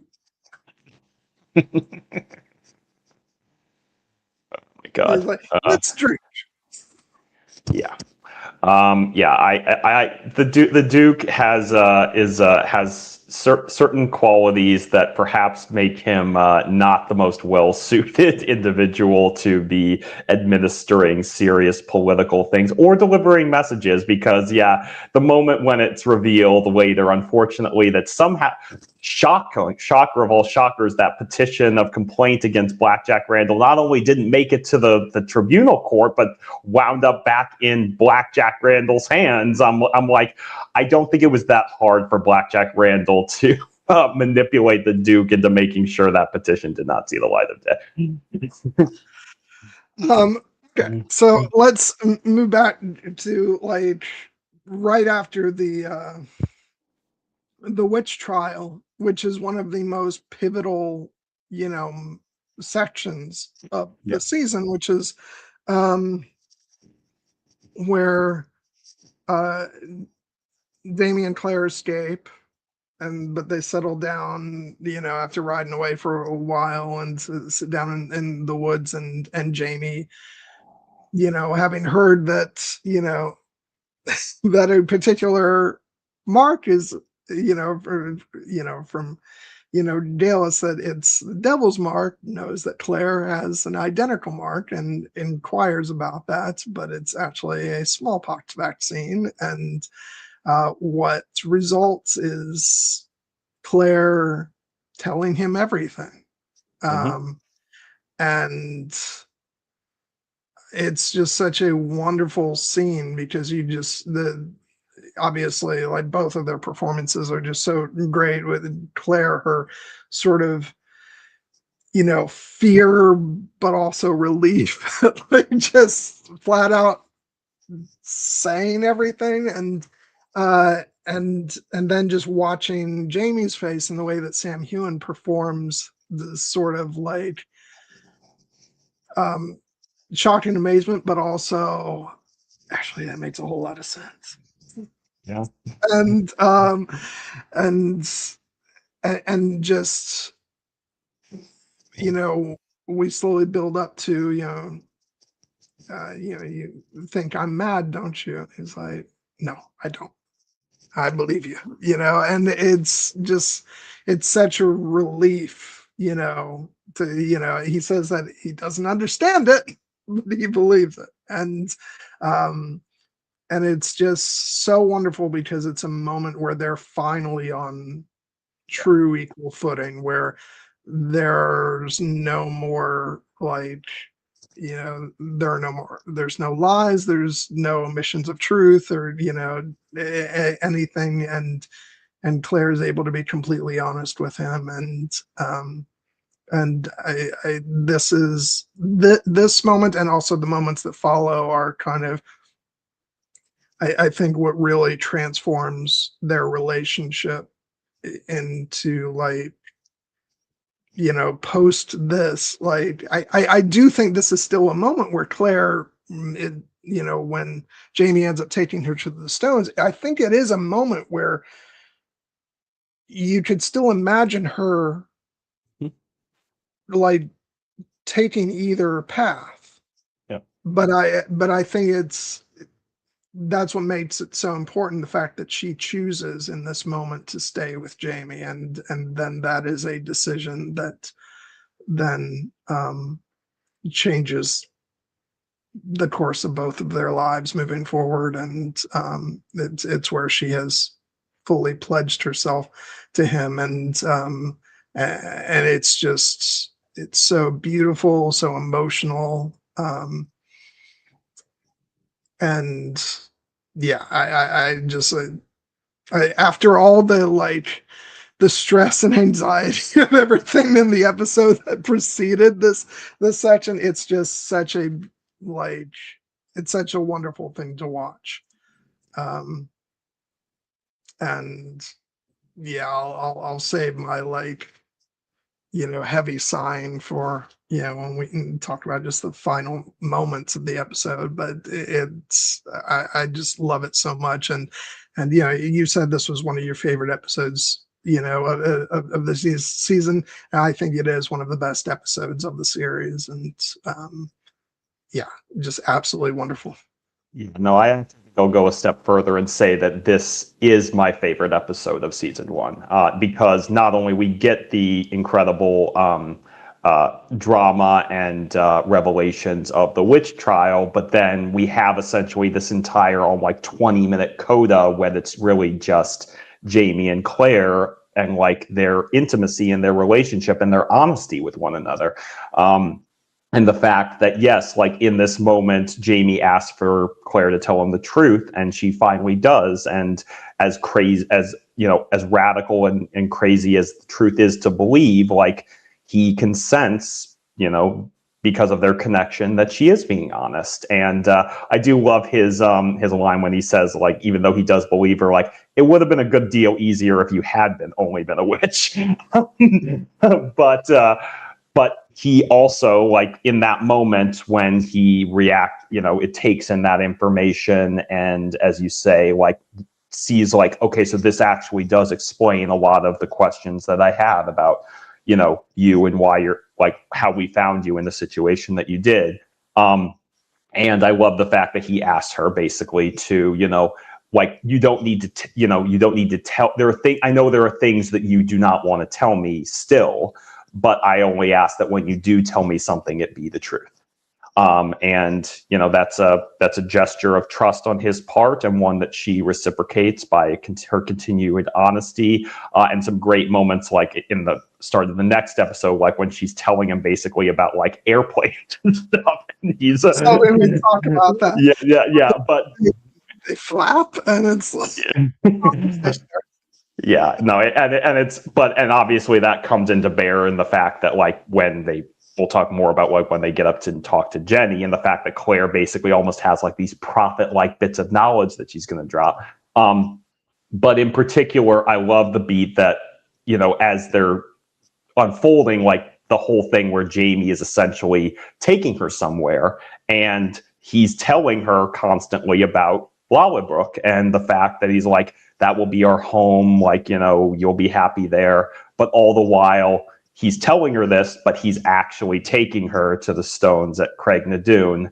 And so when she gets there, she's very surprised, and he's just like, yes, this is what you wanted, is it not? And she says yes, because I fully believe in that moment, like, even though she is fallen in love with Jamie and feels this intimate connection with him, I do believe that, like, when he takes her to the Stones and basically offers her the chance to go home, and then, they say their goodbyes, like, I believe that she, even though it's heartbreaking for her to leave Jamie, I believe that she is prepared to go back through the Stones to Frank, right up until the very moment when she has to touch the Stones and actually commit, and then she can't do it.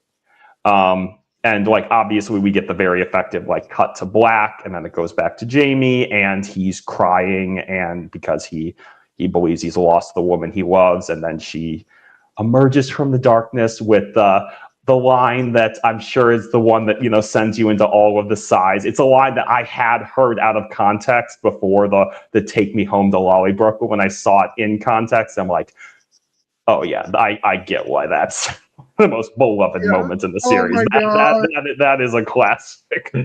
And yeah, again, fucking Bear McCreary's music accompanying that moment, and it's just, oh god, it just, yeah, many Gwyn sighs. Yeah. Yeah, it's just, and that is the moment that sort of solidifies their future, and the fact that they are, meant to be together, and it's, there's no more turning back at that point. And I absolutely just love her delivery of that line, just, take me home to Lallybrook, and the fact that he is in tears, and I think that's one of the real, brilliant elements of Sam Heughan's performance, is that, like, he's playing this sort of larger than life, very masculine hero, but also one who, like, wears his heart on his sleeve and shows lots of emotion, and it's, something that I've always just adored about the character and his performance, and so just them falling into each other's arms and kissing, and then the fade to black and the music, and it's it's everything to me. I love it so much. No, it's an incredibly beautiful and romantic moment, gorgeously written and filmed and acted. And really what resonated most with me is kind of what's been a recurring, touchstone with, like, love stories and things that, that we've celebrated on this channel. And in particular, I always come back to, one of my core touchstones, Star Wars, the idea that, like, if you can love someone as much as, as more than life itself, but, you can't possess them. Like, they are their own person. And that, it would have been easy for Jamie, like, to basically not, you know, essentially even give Claire this option or this choice to go back to, you know, her past future life. But that is how you know he truly loves her. The fact that, like, if you love someone, you know, set them free. And the fact that, you know, even though it's tearing him, like, out his heart for him to do this, like, he has learned the lesson that Claire, you know, taught him about the fact that, like, she is your wife, but she is not, like, you do not own her. And this, you know, he is going to give her this choice to go back to this life. You know, he is setting her free, and it's killing him to do it, but he does it because he loves her. And that is all the more resonant, the fact that, you know, she has been in this situation not entirely by her own choice. You know, she did not choose to go through the stones at Craignadoon. And even though she married Jamie willingly and has fallen in love with him, like, there was also an element of necessity and political expediency to that. And, like, but this is the moment that she actually chooses Jamie. And it, as you said, is the reason that their relationship essentially just takes off to another level from here, like, to the point that you do believe, honestly, that these characters are soulmates. And as we get into the final episode, the moment where, you know, Claire is, you know, crying and telling Jamie that, like, we're meant to be together, like, it's the only explanation that I have for everything that's happened. Yeah. Oh. Yeah, and of course I had to go ahead and pull up the GIF right here, which I have used numerous times on on social media when just talking about my love of the show. Yeah, just, oh god, it's so beautiful. And god, I was gonna say something else, and it's on the tip of my tongue, and I I'm so in my feels, I can't remember what it was, but oh no, just the bit about it's like, it's so amazing. And before this, like, you know, when before she, you know, the night before, you know, you know, it's revealed that they're at the Stones, and, like, you know, and they're getting intimate, but you know, he's not going all the way, shall we say. And that's sort of, you know, the fact that he knows, like, she's going home to her, you know, to her other husband. And, you know, you know, so I think it's a knowledge on his part that, you know, yeah, he still wants her, but, like, but, like, he's only going to go so far. As I think that's, you know, was really beautiful to include in there. Um and yeah, so I just, yeah, it's got to be one of my favorite endings of the show. It's just so beautiful. Um, so moving on from that, we get into the Lollybrock chapter of the story, and I was so delighted to go back there, you know, after, um because we do revisit Lollybrock a number of times throughout the show, but it's been a little while for me. And so I just love, and especially to see Laura Donnelly as Jenny, because unfortunately her last appearance on the series, thus far at least, I don't know that she, like, the character won't reappear again, but, like, they had to recast the part, you know, which it happens, scheduling and all that stuff. But for the vast majority, like, Laura Donnelly is Jenny Fraser, and I just adore her performance so much, because she has that, you know, just that stubborn quality, just like her brother. And but also she's incredibly strong, and you know, but also emotional. And, like, you know, once we get sort of past all the stuff where she's really having it out with her brother, we get to the end of the episode, and where they finally, let down their guard and talk to each other properly as brother and sister. And I love her, and I love her husband Ian, who is obviously Jamie's close friend, and they were best friends growing up, and it's just such a joy to see these characters whenever they appear on the show, and to go to Lollybrook, because it does really feel like home, for the show. It won't always be Jamie and Claire's home, but there is just something about it that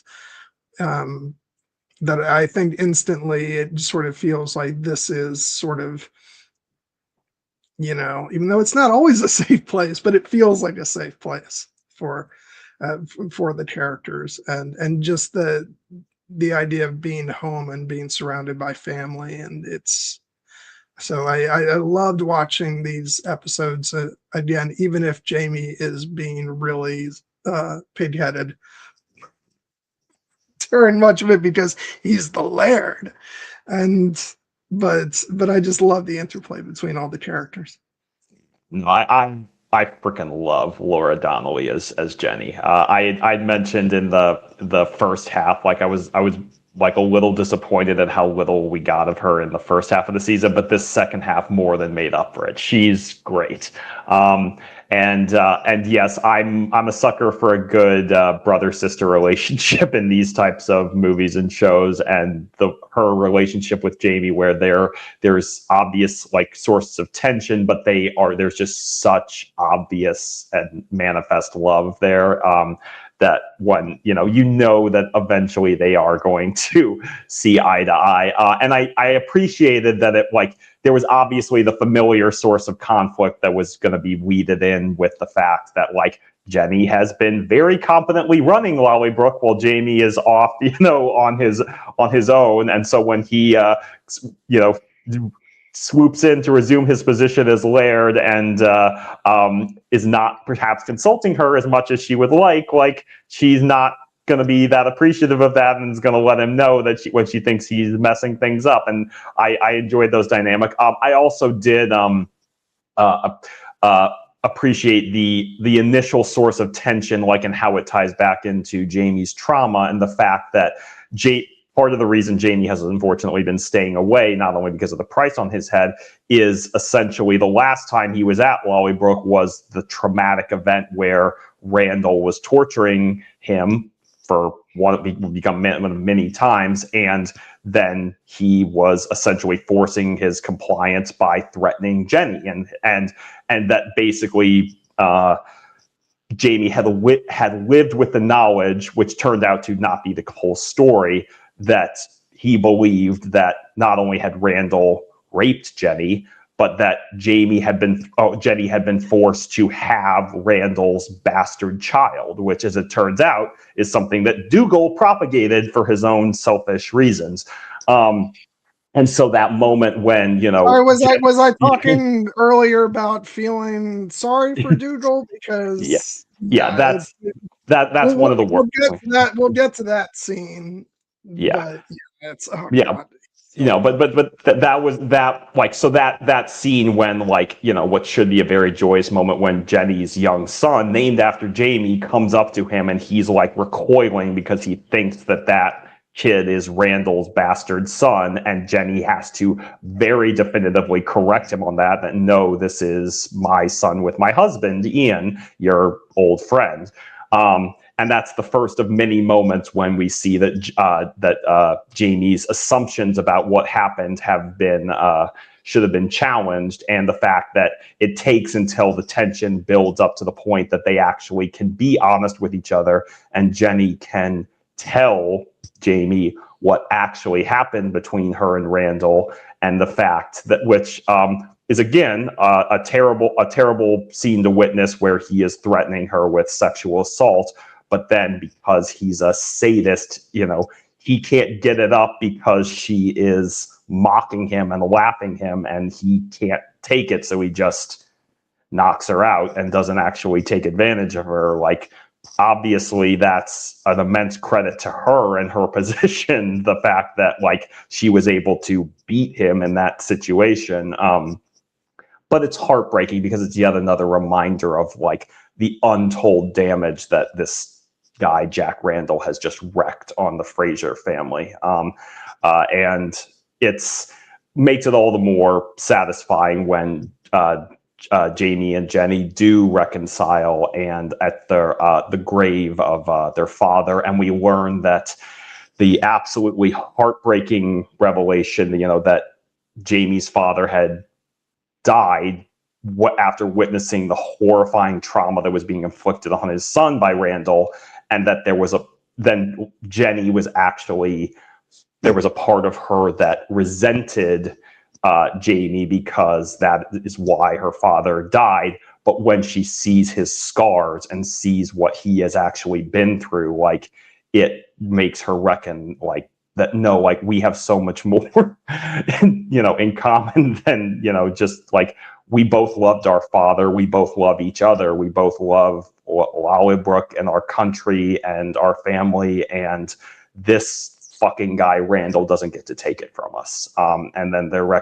reconciliation is so sweet. Yeah, and there's a part of her that like she even blames herself a little bit, but I love that then Jamie says, no, neither one of us is to blame. There's a devil in that man that, uh, that, you know, that neither of us is responsible for. He's the one to blame. And yeah, it's a beautiful moment of reconciliation between them. And um yeah, I love them so much. And then Ian is another wonderful character.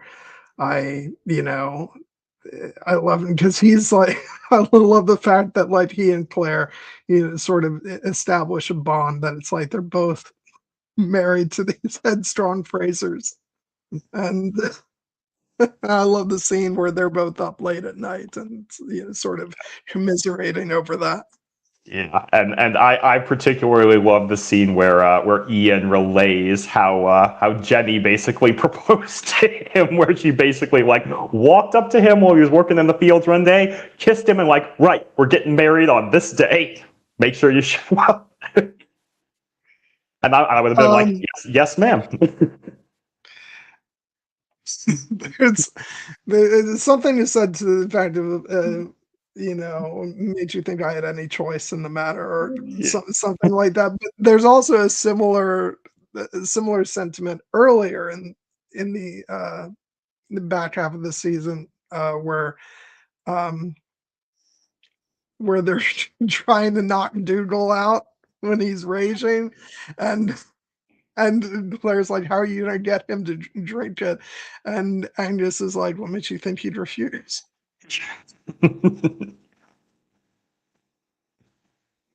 Oh, but anyway, so going back, and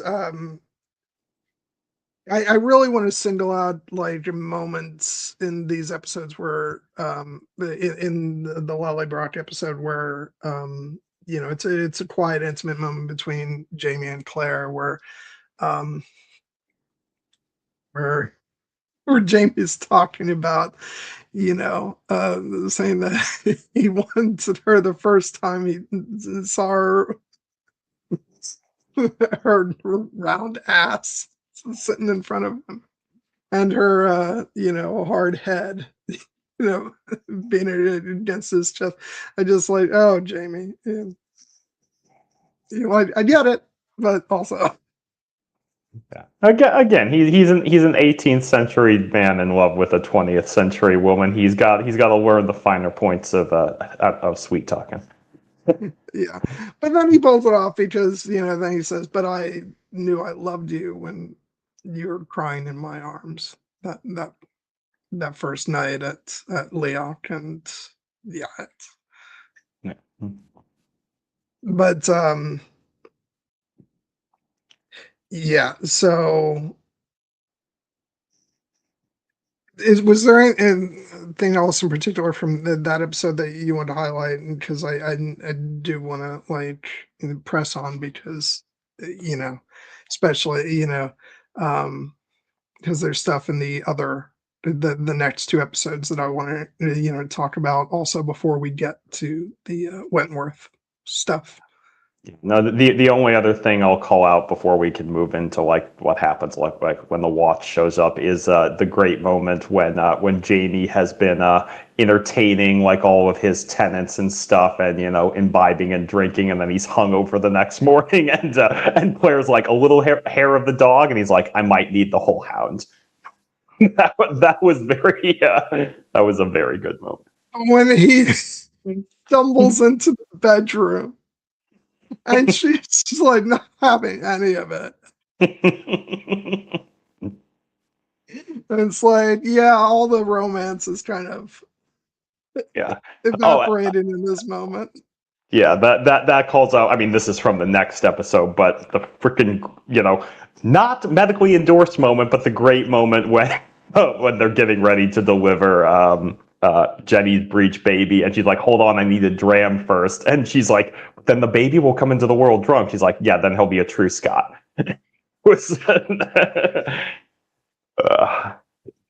Don't drink when you're pregnant. That's an official opinion from this doctor. I just thought it was so funny when Jamie he comes up to her bed and he breathes in her face. She's like, Jamie. Oh. Yeah. Yeah. And then she just shoves him off and he falls asleep. Yeah. Oh, and then there's another moment in the episode where she literally pulls the covers, knocks him out of bed, talks some sense into him. Yeah. It's great. We really get to see sort of the domestic life with them in these episodes. But yeah, then the watch shows up, which is something that was established in the previous batch of episodes, and I found this really interesting because I haven't watched some of these episodes in quite a while, but the majority of the watch is predictably awful. Even if one of them is a Game of Thrones alumni, and he's not the only one. Francis McGee showing up as I thought is the character's name Calloway, or I forget. It doesn't really matter. He's Euron. Yeah. I was a bit like, because he's so because he's plays such an pretty awful character, along with the other asshole, but I didn't clock him as Euron, just because I like Euron and I did not like him here. So I was just like, but I was like, who is that? I know he must have been in Game of Thrones at some point. And I mean, that's my default. When I recognize somebody but I can't quite place them, I'm like, I'm sure they were in Game of Thrones. Safe assumption if they're a British actor of a certain age. We'll definitely be talking about the other Game of Thrones alum that I clocked immediately, but in the final episode. But this is, but yeah, the watch led by the character of McCreary. They're kind of they're detestable to a certain point, but I also I liked the dynamic, that the fact that they actually are, Jamie's able to and Claire able to talk their way out of this situation, and Jenny as well.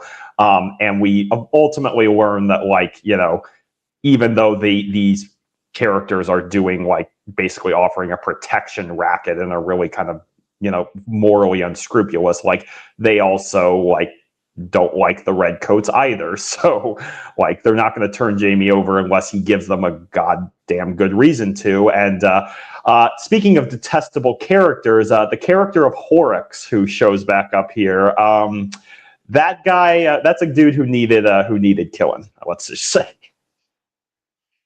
Yeah, that's the thing about these really detestable,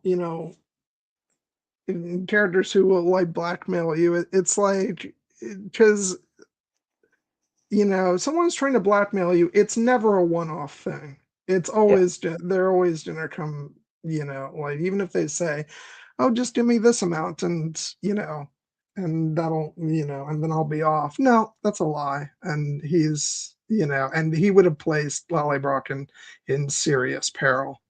Um, so it's not even a consideration to try and appease him once he kind of reveals the extent to which he's trying to extort Jamie. And um, and then Ian is the one to do the deed to kill him. And like that's just a great character moment where he's like sort of shaking from that. And um, you know, they've both been to war, but it's been a while.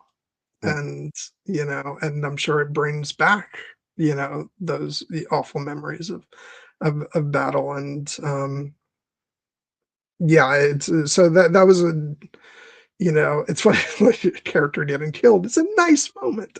But it's a nice moment between uh Jamie and Ian. And um Yeah.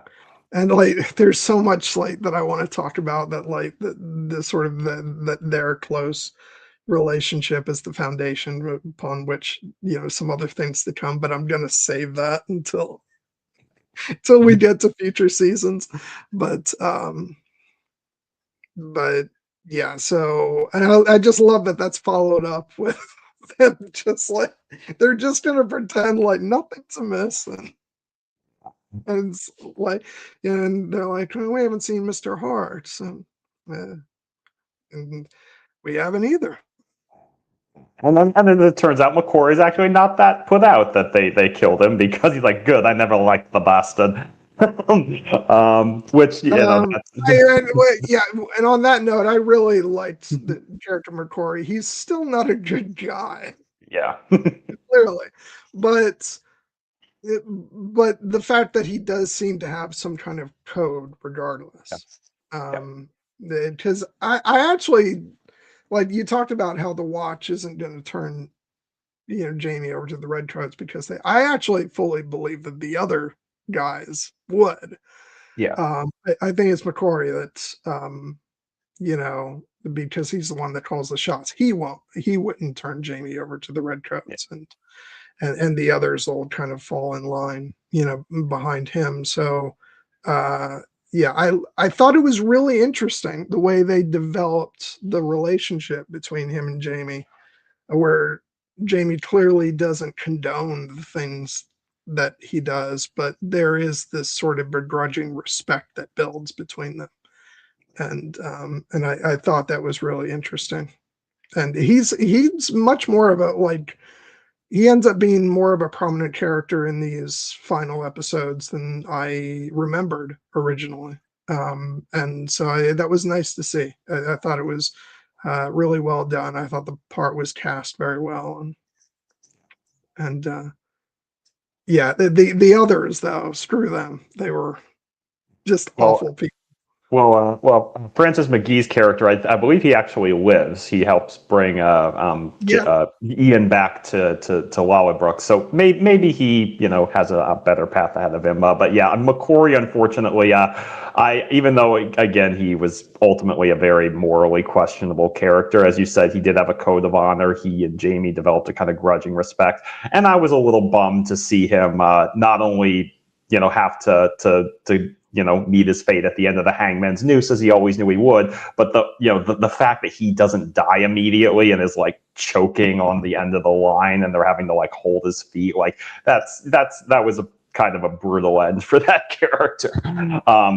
But I did appreciate the banter between him and Jamie when they were awaiting their hangman's noose, and he's basically like, I only regret that I have to go up there before you. If you had gone first, you could have put in a good word with St. Peter for me. That was a good moment. I also love that when he gets up there, he talks about, he regrets that he Mm-hmm. lived his life, as a thief, instead of as a patriot fighting, Yeah. against you lot. And it's really because mean, clearly, I always remembered that they laid in things about the Jacobite rebellion, Mhm. like with Dougal and the rent money, and Yeah. and like the Duke of Sandringham and all that stuff. But it was really interesting watching these episodes and seeing the number of different ways they were really building up the sort of the feeling amongst the Scots, regardless of sort of what faction they were a part of, that they all come to a point where they realize that either too late, as in this case, or changing their resolve to say like, no, we actually should be standing up and fighting against the British. And even more fascinating, because even though this show will not ultimately stay in Scotland, um, standing up against the British remains a common theme Mm. throughout the rest of the show. So, Yeah. um, as it very often is, Mm. it's a popular theme in historical Yeah. stories. Maybe because they, the whole colonialism, Yeah. colonizing thing, it's you know, it's a popular theme to go against them. So yeah, so that was interesting. And Yeah, and then obviously in the watch episode we also have, you touched on it a little bit, Jenny gives birth, and and the fact that they Claire tries to, first sort of help with, setting the baby in the correct position. It's not working. They send for the midwife, but the midwife is not available, and Claire ultimately is able to do, but also like, you know, I enjoyed, and I won't spoil like how this evolves throughout the show, but it's interesting because she's a very well practiced nurse. She has lots of abilities that she learned from being in the battlefield, but also she hasn't had like the full training as a doctor, and so she's also like, it's not like she's like, yeah, I can handle this, no problem. She's you can read the stress coming from her, like, it's okay, we're gonna do this. Yeah, I mean, it's a stressful exercise. As a family Yeah. medicine doctor, I've actually delivered, babies during residency and the like, and it's a stressful enough event when the baby is in the correct position and everything's going swimmingly. When the baby is breached, there's a reason that, like, nowadays, if the baby is breached and they can't turn it around, they take the woman to C-section because it's too dangerous to do it otherwise. But in this case, the fact that Claire is able to successfully help Jenny deliver this breech baby and is an event that will bond them. And I also do. There was the interesting dynamic that, of course, Jenny was so certain that the baby would be a boy, and it turns out it's actually a girl. And it's, that's a small thing, but it's like, it also kind of is one of those things that, like, you can be very certain about the future, but sometimes, life can still throw a curveball at you. And yes, it was a very rewarding moment. And I mean, hats off to Jenny. Is such a bad, like, the fact that she's like back on a horse and riding off after her brother, like, so soon after. I was gonna ask you, like, how plausible is that?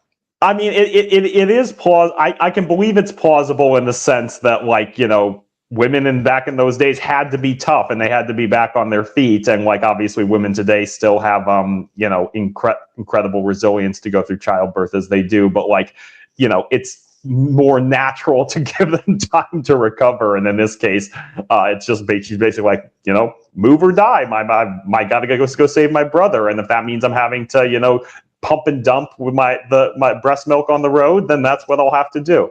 I just It was love just how that's so like, she's like, oh, gotta do this. Hold on. yeah. Yeah, that was a great reveal where Claire thought she meant she had to urinate. And it's like, no, she actually has to get rid of her breast milk because she's but I do meant like I love the in that early part of the I do love the dynamic of that part of the episode with Claire and Jenny on the road together, and it also. It gave me one of my favorite quotes from this half of the season, the one I used to promote the stream, where Claire is obviously very stressed about Jamie's fate, but she still has her like moral scruples. When they capture the British courier and are basically Jenny's like, we can't allow this guy to live. And Claire is essentially reckoning with the prospect of having to kill this man, this defenseless man. But as she tells Jenny later, like, what I was really scared of was I knew that if it came to that, I would do it, and I would do it myself. But the line that I used for the quote that I really love is when Jenny tells her, love forces a person to choose. You do things you never imagined you could do before, and that is basically a theme for this entire back half of the episodes, because we see Claire and Jamie and Jenny and like all of these characters essentially are doing what they have to and doing things that they never imagined they could do or would do, just because they recognize that the love that they have for this other person is what ultimately matters. That conversation is ultimately cut short because we get the freaking awesome as hell reveal that the British soldier is being killed by someone, and who's that somebody? And it's revealed to be Murtaugh, who re-enters the story in a big way. And I talked about this last time. I fucking love Murtaugh. All my heart. He's such a great character, and I love that this episode really is, gives time to the relationship between him and Claire, ultimately culminating in, in that moment where, he's telling her the story of, the fact that he was in love with Ellen, Jamie's mother, and he was not the only one. but like, and that's what sort of, he was not only in love with Jenny, but not Jenny, Ellen, but very, very close friends, with Jamie's father. And so like, it's natural that like, he holds Jamie as a son, and it's, I think that sort of implies at the end of this episode that he's going to consider Claire as a daughter as well, and it's just, I love their relationship so much, and it only grows deeper from here on out, and I thought that was so great. But before we get to all that, the episode's lots of fun where we get they're trying to get Jamie to sort of, come find them. So Murtaugh concocts this plan to, get, make some noise by like having Claire, offer her medical services, and him doing this sort of, ridiculous dance, which he's very proud of, but he's the only one that holds that opinion. But ultimately then, the routine they come up with is, Claire, singing, Scottish tune. And I thought it was all very fun. And especially in light of where this show goes for the remainder of the season, how dark it gets. I kind of love that this is kind of a fun, lighthearted, episode. That's, again, giving time to develop the relationship between these characters, before Dougal arrives at the end of the episode and just ruins everything. Puts a damper on it, as Dougal can do. Before we entirely move on to this section, I just want to acknowledge saying goodbye for now to Jenny. I found that a really emotional scene where they're parting, and Claire, as mentioned, drops the she drops the hint like, hey, maybe you want to plant potatoes because in 2 years there's going to be a really bad famine and potatoes have a better yield. And Jenny just taken and tries like, yeah, Jamie said you might say some things. Then that when you did, I was to believe you. And it's like, it's a good idea. But just the emotional moment where they hug goodbye and kiss goodbye, and Jenny says like, the reason I feel comfortable going back home is because I know there's someone who loves my brother this much who is out there looking for him. Their relationship was just done so well, because the fact that it starts off with Jenny calling Claire Trollop. Yes. And she's like, this Trollop is Claire Fraser. And then getting to this point where they're very close and they trust one another. And I thought that was beautifully done. And there's, we get more of Jenny, but like with so many characters, and I think you'll sort of get an understanding of this as we, progress throughout the series. It's like there's just never enough time spent with these characters, unless it's like one of the core characters. It's, you always feel like you've been robbed of even more time. You almost like you wish some of these characters would have their own spin-off because they're just so wonderful. And but we will definitely be seeing Jenny and Ian again. So I'm glad to hear it. Because it is nice to spend time with characters that you love, and this section with Murtaugh and Claire on the road as the song and dance trio, as with her as the Sassanaka dressing up in men's clothing and everything.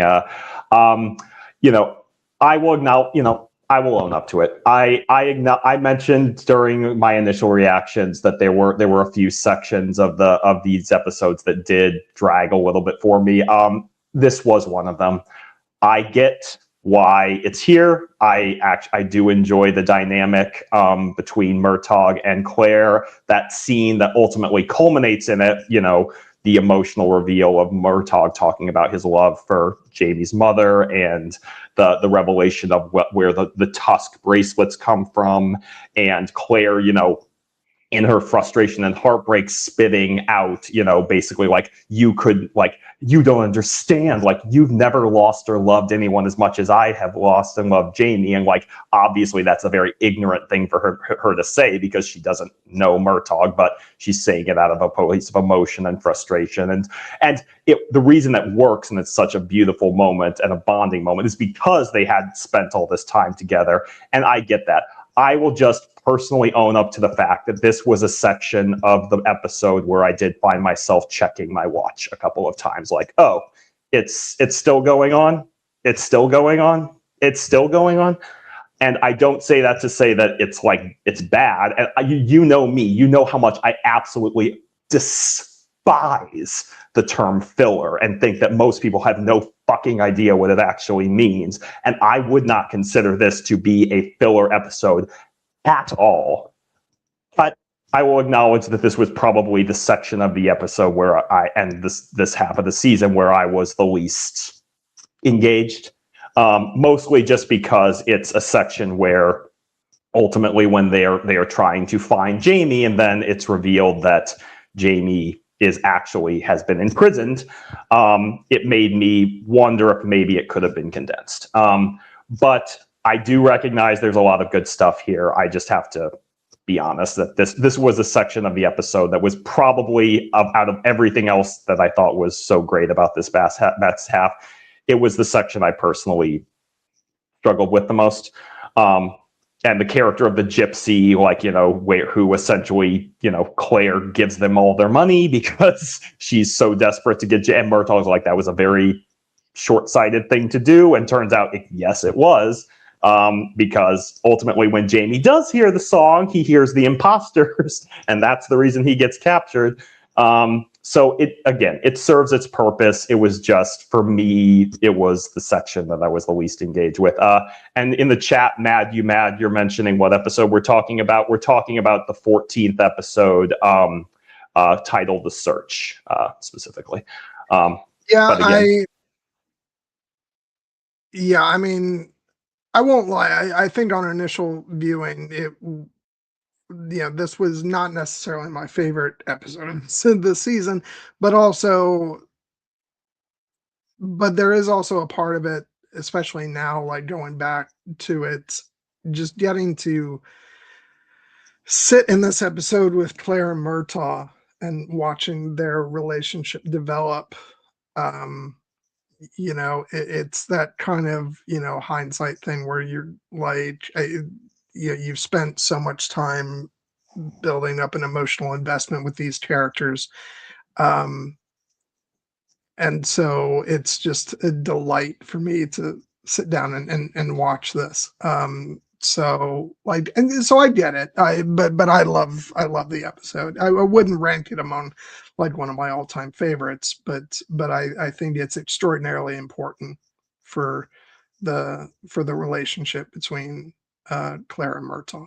So it's the kind of thing that I think I will appreciate this more once I have more context for Claire and Murtaugh's relationship. I think part of it also was just the fact that, like, these are long episodes, and I was, trying to get through them all before our discussion today, and I knew that the big stuff was still coming in the finale, so there was a period where I was watching it, I'm like, kind of like, let's go.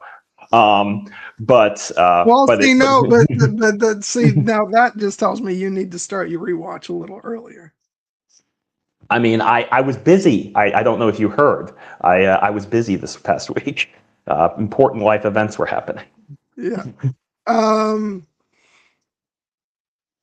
So then we get to the ending of this episode, and it's all very hopeful. We think we're headed towards a reunion between Claire and Jamie, and then we get the reappearance of Doodle. And he is pretty much awful. And,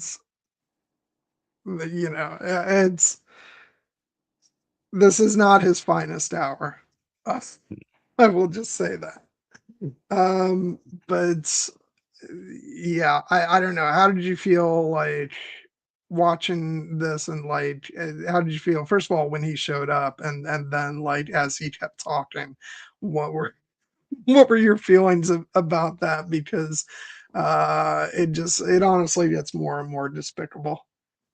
I mean, it just gets, it tracks with everything that we know of with Dougal as a character. Like, he's a fascinating character to watch, and he is someone who has, obviously many strong beliefs, but he also has very consistently had this kind of darker side to him when it comes to the relationships with the women in his life, in particular Claire. Like, the fact that he has basically had this sexual fascination with her from the moment that he's laid eyes on her, up to the point that he assaulted her when he was drunk back in the first half of season 1. And then even after they've had their bonding moment at the boar hunt, you thought, like, well, maybe now their relationship is going to develop, but then he kind of regressed back into his prior dynamic. And even when he married her to Jamie, he was like, well, you could still have a side fling with me. And now the fact that, I get his perspective from a like very cold Machiavellian purpose. When he's like, well, Jamie's been captured and is held in Wentworth prison, he's basically as good as dead. Like, he's not dead yet, but he will be, because we do not have the manpower to break him out of this strong British fortress.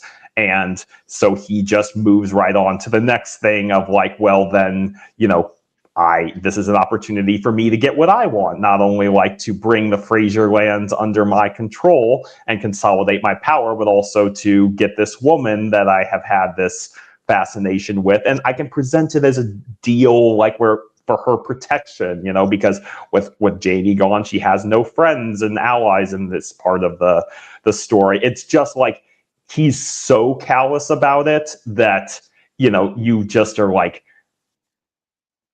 you just want to smack him, as Claire does, and under like it's to actually Claire's credit that she keeps her cool as best she does, because ultimately I think it's her desire to do whatever she can to get Jamie free that she is able to essentially offer him the deal that, like, yes, if Jamie dies, then I will marry you, but it's really just a ploy so that she can get access to his men, so that for the raid. And so I just Dougal is a character. Dougal is a character. No, sorry, go ahead. No, I was just gonna say Dougal is like he's a bastard in this scene. There's really no other way to frame it. But I also just he has been this always thus throughout the entire first season. And so when he showed up in this moment and gave Claire the news and then immediately tried to twist it to his own advantage, I was just like, yeah, this tracks. And I was just going to say, let's be clear, like, I don't believe that Claire had any intention even for a second of like accepting the proposal. If Jamie's dead, she'll just go back through the stones at this stage. So yeah, it is just complete, to get access to his men. And honestly, I was surprised that Dougal even goes along with that. So like, I wouldn't go so far as to give him any credit for that, but like, but yeah, so at least she and then what follows with the whole scene with enlisting the men, and they get Willie, Angus and Rupert, and it's just a great scene where Willie is the first one to volunteer up, and then Angus is like, oh, I can't let you go alone, and I love Rupert's, and me neither. It's just their dynamic there is. Yeah, I mean, like, credit to Willie for stepping up, and Angus and Rupert, somewhat less credit, even though they do end up proving helpful with their ploy to get the Wentworth jailers drunk. But yeah, it was definitely a case of they are doing this more for their pride rather than their out of the altruistic goodness of their hearts. So yeah,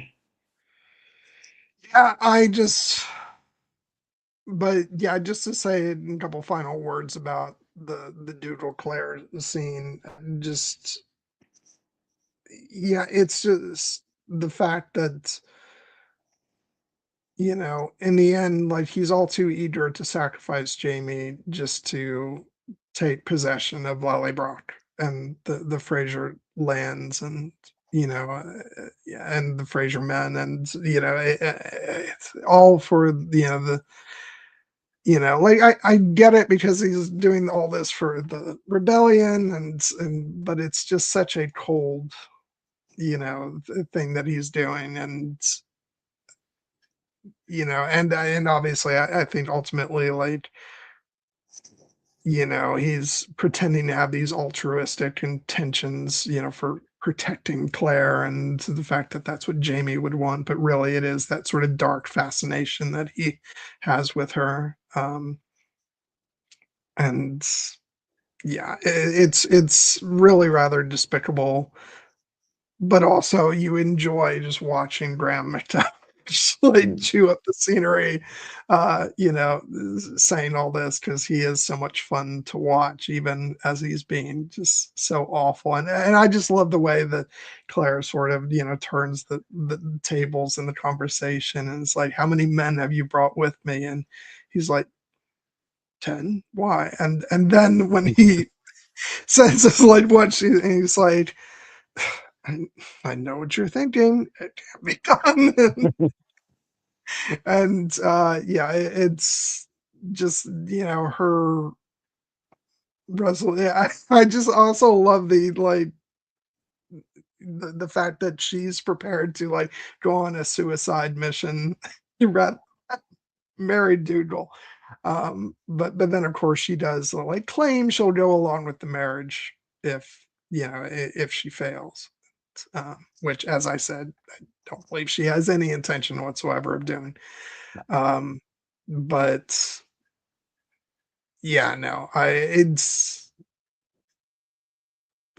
as always, like I said, Graham McTavish is just a pleasure to sort of watch on screen. And the wrinkle of this whole scene is when she brings up Dallas Yeah. and the fact that he doesn't want to discuss Dallas and Yeah. like she doesn't enter into this and so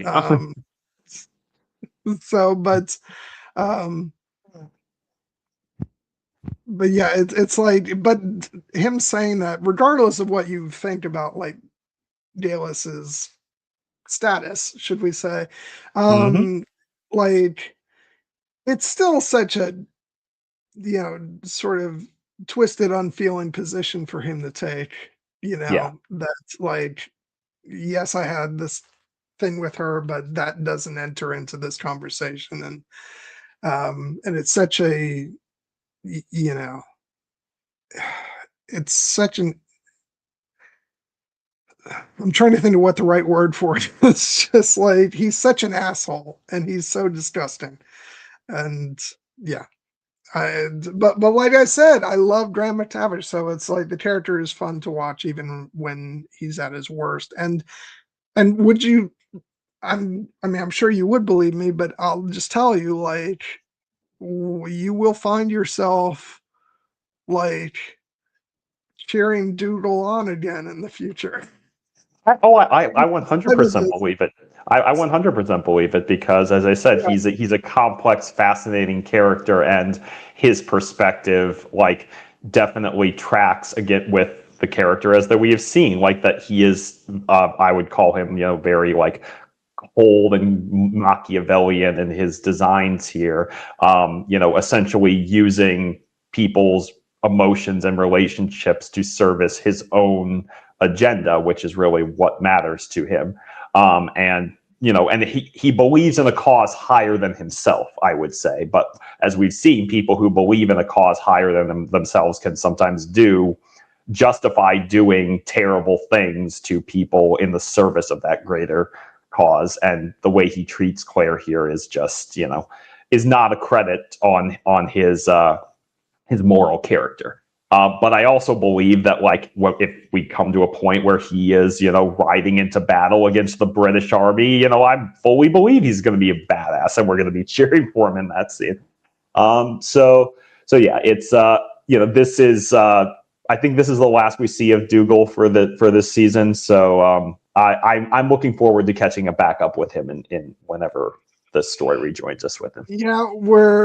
it's we're gonna it'll be just a little while before we see him again, but yeah, um, I don't want to say anything more than that.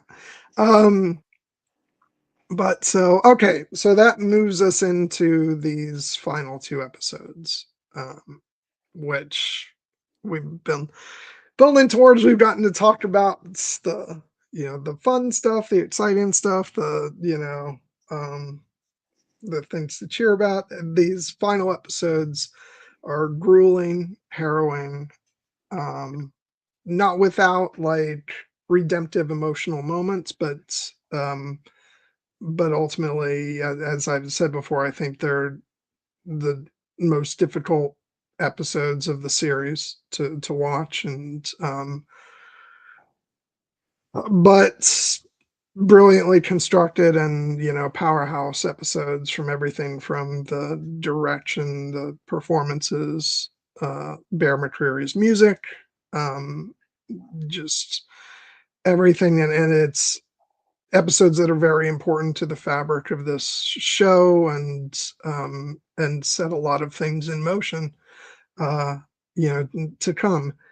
Um, but yeah, as I said, very very difficult to watch. You know, even though it does start off with some humor with the back and forth between Jamie and what we were talking about him before, the watch leader's name, Oh, McQuarrie. McCrory, and so I do love their back and forth. But then just as Jamie's about to be hung, Black Jack Randall rides in and saves him, and it's just like you're just like, oh, why do I feel like Jamie? Like even before you know what's coming in the episodes, and to be clear, like these episodes did originally air with warnings before the episode, so like you knew like something was, uh, you know, something bad was going to happen.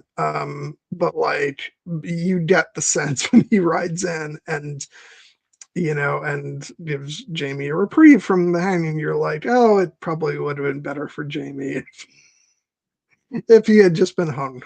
So that was an interesting moment because like there you can't help but feel like a small bit of relief when Randall, orders the stay of execution for Jamie, because Jamie was literally about to get pushed off the hangman's tower at that moment. But there's also, it's far outweighed by the fact it's like, yes, Randall has granted Jamie a temporary reprieve. There is no possible reason that he's doing this for good reason. He is doing it so that he can play his own twisted games. And the twisted the games are. I feel like we should, at least at this point, obviously anyone who's watching this stream and knows these episodes knows like the content that we're about to get into.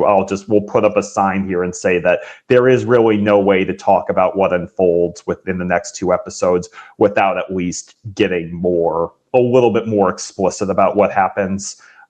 So, you need to, if that's something you're not interested in, it's understandable, because one of the things to these episodes' credit is that they are unsparing.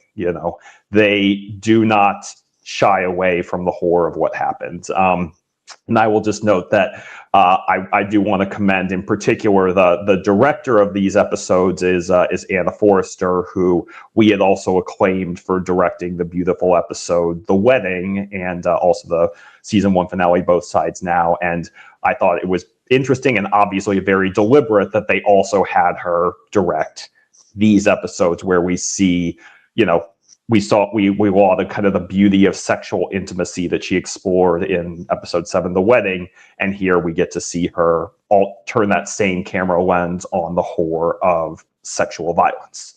And obviously she does a tremendous job filming it. There's no easy way to, spare the details. What Jamie goes through in these episodes, there is a reason that traumatizes him, because it is horrific. And even beyond the sexual violence, like there's also just the physical violence and the emotional violence that Randall is inflicting not only on Jamie but also on Claire, because one of the reasons that these episodes are so hard to watch is because of the looming sense of dread.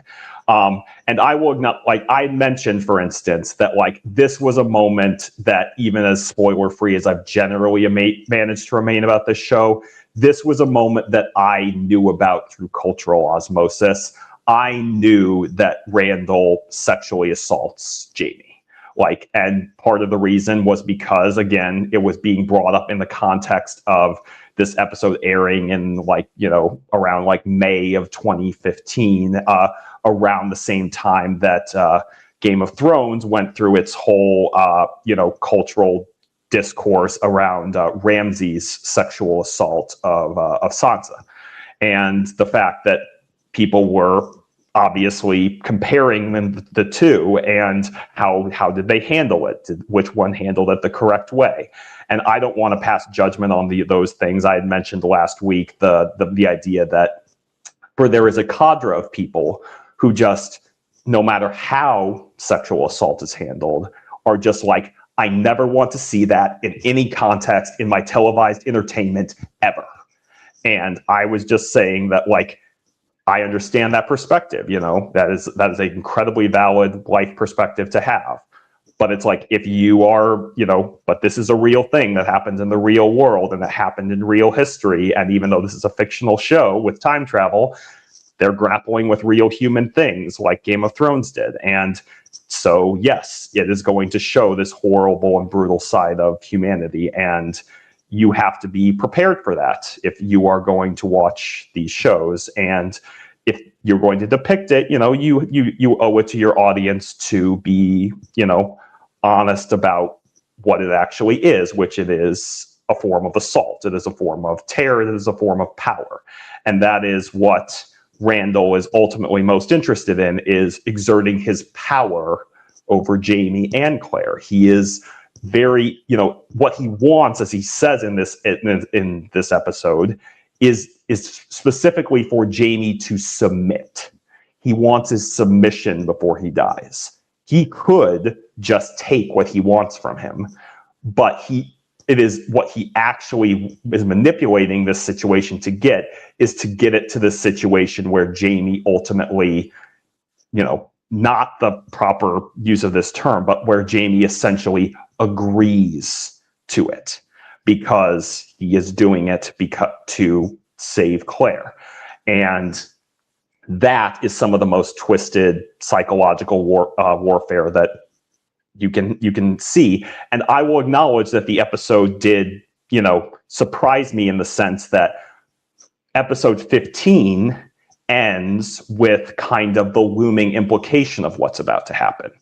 And we obviously see brutality unfold with what Randall does to Jamie's hand, nailing it to the table, and like the emotional tear he's inflicting on Claire and everything. And then, you know, the opening the shirt to see Jamie's back and, like, you know, touching it and, like, you know, everything. And I was almost like, then the screen cuts to black and I'm like, I think that maybe that's it.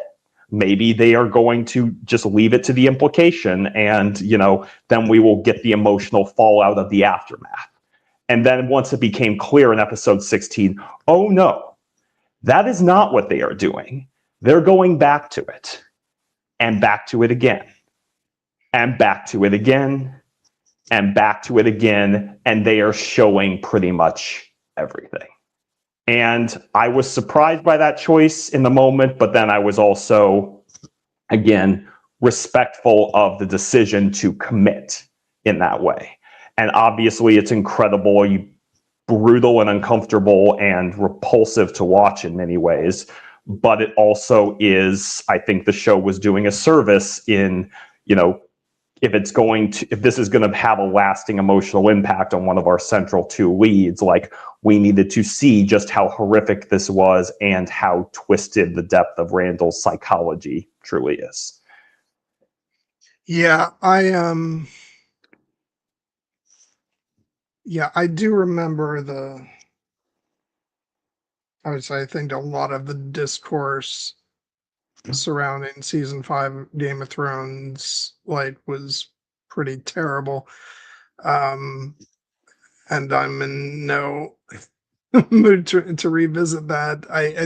I will just say that I was very conflicted when I saw these episodes, because on the one hand, like, I did acknowledge and, you know, and see the merit in the argument of, you know, of showing it in all its detail to really, in a sense, to make you understand Jamie's trauma and to make you feel that. At the same time, it's not something that, you know, is easy to watch. And you know, there's a reason why I don't revisit these episodes very often. And so it becomes a question of, like,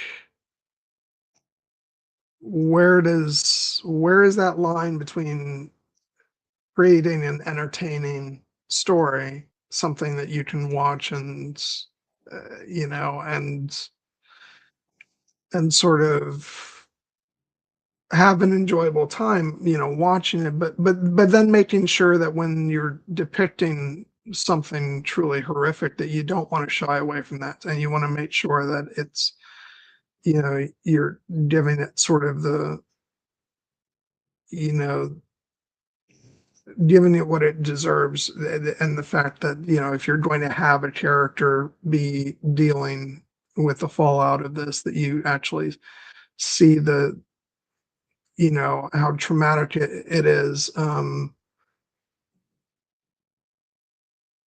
So I still honestly don't know where I land on it, because like I said, it's really difficult to watch. Yeah.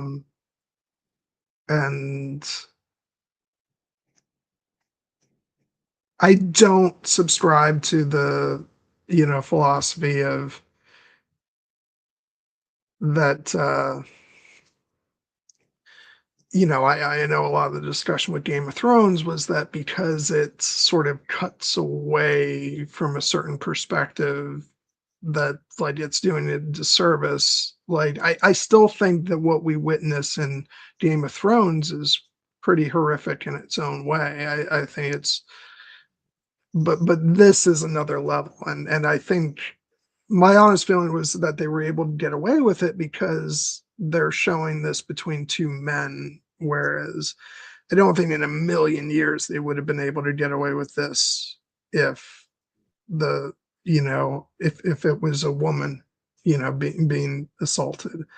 Um, and so yeah, I don't know where I'm going with this, other than just to say, like, I think it's was done very well, and I think it's was done with purpose, but it's never enjoyable for me to revisit these episodes. But it's always an emotional, like, experience, and like I don't regret going through it, because it has such a, like, impact on these characters, and like, and you see the ramifications of all of this, in the seasons to come on this show. So I don't even know exactly what I'm saying, but like, I guess the point I'm trying to get across is my feelings are very complicated about it, because at the end of the day, I do like to watch things to be entertained, and I'd be lying if I said this was in any way entertaining. There are elements of these episodes that are still quite entertaining to watch, Yeah. but then there's other parts that are just incredibly brutal, and but I don't know, maybe that's the way it should be if you're depicting this, because it's not a thing like, I do respect the perspective of, like, if you're going to actually show sexual assault, then it should be portrayed in a way that, like, sort of respects the inherent horror of the act. And I don't necessarily need that, like, when I'm watching, anytime it's depicted, it would be too much, I think. Mhm. But just something about the way they did it in this case, I think they pulled it off remarkably well, and like I said, from an artistic standpoint, it's like, it's brilliantly, portrayed and constructed, filmed, edited, and acted, and all that stuff. So um Yeah. so yeah, I don't know, I'll just keep talking around in circles, but those are kind of my feelings about it. No, I mean, complicated is the right way to feel about this. Again, anyone who just doesn't want to engage with it at all, I completely understand. But I think Lisa Cooks here makes a very important point, and thank you for saying you're enjoying the discussions. We really do appreciate it.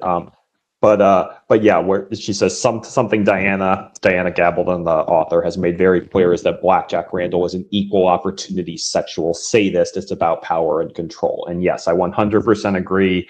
The fact that I mentioned earlier that, like, yes, Randall it's ultimately about power for him and the psychological manipulation. It is about breaking Jamie and getting Jamie to essentially, in a very twisted, malformed way of saying, like, yes, I want this, and basically getting getting that submission from him. Like, that is what's actually exciting and to Randall and his sexual sadism. And yes, I think it is incredibly important that, you know, even though the fact is that you're 100% right, the reason that this show gets away with being as graphic as it is because it is a sexual assault by a man perpetrated on another man rather than a man on a woman, which comes with additional cultural sensitivities. I don't want to get distracted by, you know, the Game of Thrones comparison, even though we've brought it up multiple times. I will just say that, like, I actually have defended the way that Game of Thrones handles that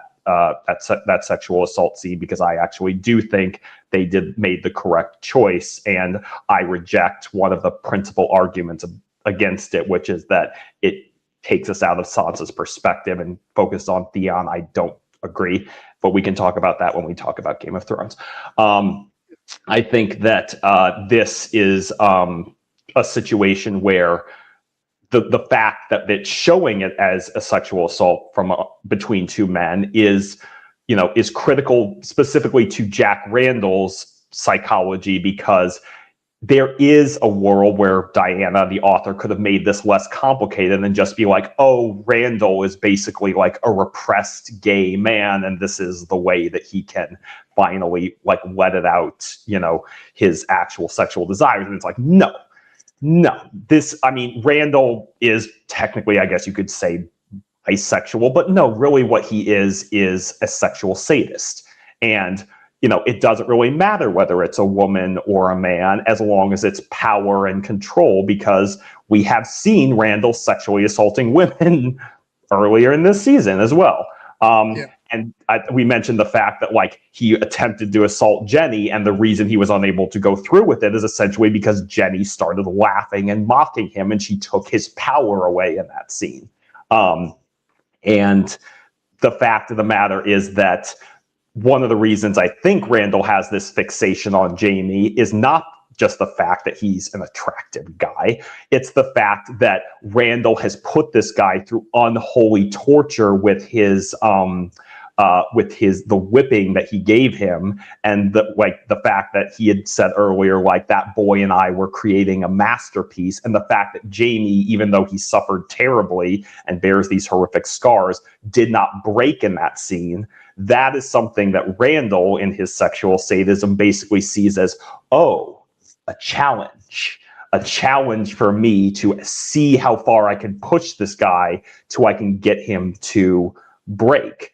And that's telling that, like, even, you know, the fact that he's doing these terrible acts to Jamie, the two acts that are the most psychologically devastating are, one, when he compels Jamie to brand himself with Randall's initials, which becomes a big sticking point later. And then, of course, perhaps the central source of Jamie's trauma, that moment when, after Randall has brutalized him so thoroughly, there is a moment where he's lying next to Jamie in almost like an intimate, like, lover-like way, and evoking images of Claire, and he basically gets Jamie almost to participate in the sexual arousal, both because he's essentially delirious and thinking about Claire because Randall is psychologically implanting that in him, but also in the heartbreaking moment that Jamie says in the final episode, he's like, in that moment, he did like it. It did feel good because it just felt so good to not be in pain for that one moment. And it's like, and that was Randall's twisted victory in that scene. As Jamie says, like, Randall breaks him in that moment, and obviously not permanently, because Jamie proves to be resilient with Claire's help. But, like, it made sense to me that, like, that was the reason that Jamie was so traumatized that he felt like he needed to end his life. Not just the fact that he was assaulted by Randall, but the fact that Randall basically got him to give in that moment. And the shame that Jamie feels, like, how could I have done that? How could I have given that to my mortal enemy? How could Claire ever look at me, you know, the same way again? Like, that, I mean, we're talking more about the finale now, but like that's really the important takeaway of that scene. I don't know if we need to focus much more on like the actual details about what Randall does. Yeah, I'm not That's what's really important. interested. Yeah, I'm not interested in doing a breakdown beat by beat of it. But it just started sort of. I think I just wanted to talk about our sort of general impressions about it, because it's sort of, it all happens sort of in a haze too from the viewer's perspective, because it's so like it's almost, and part of it is the nature where they keep flashing back to it, but it's almost dreamlike. And yeah, it's, yeah, like I said, it's just absolutely, it's a horrific thing to watch, and it's quite sort of grueling. But going back to the first of these two episodes, because a lot of it is also, on the flip side of, this, much of the episode is Randall beginning his, attempts to break Jamie, and more of the sort of, um, beginning with the physical assault, on Jamie, and then the torture. On the other side of the episode, you have Claire, Murtaugh, and the others plotting to, first of all, establish if Jamie is alive, and then if he is, on how to get in and and save him.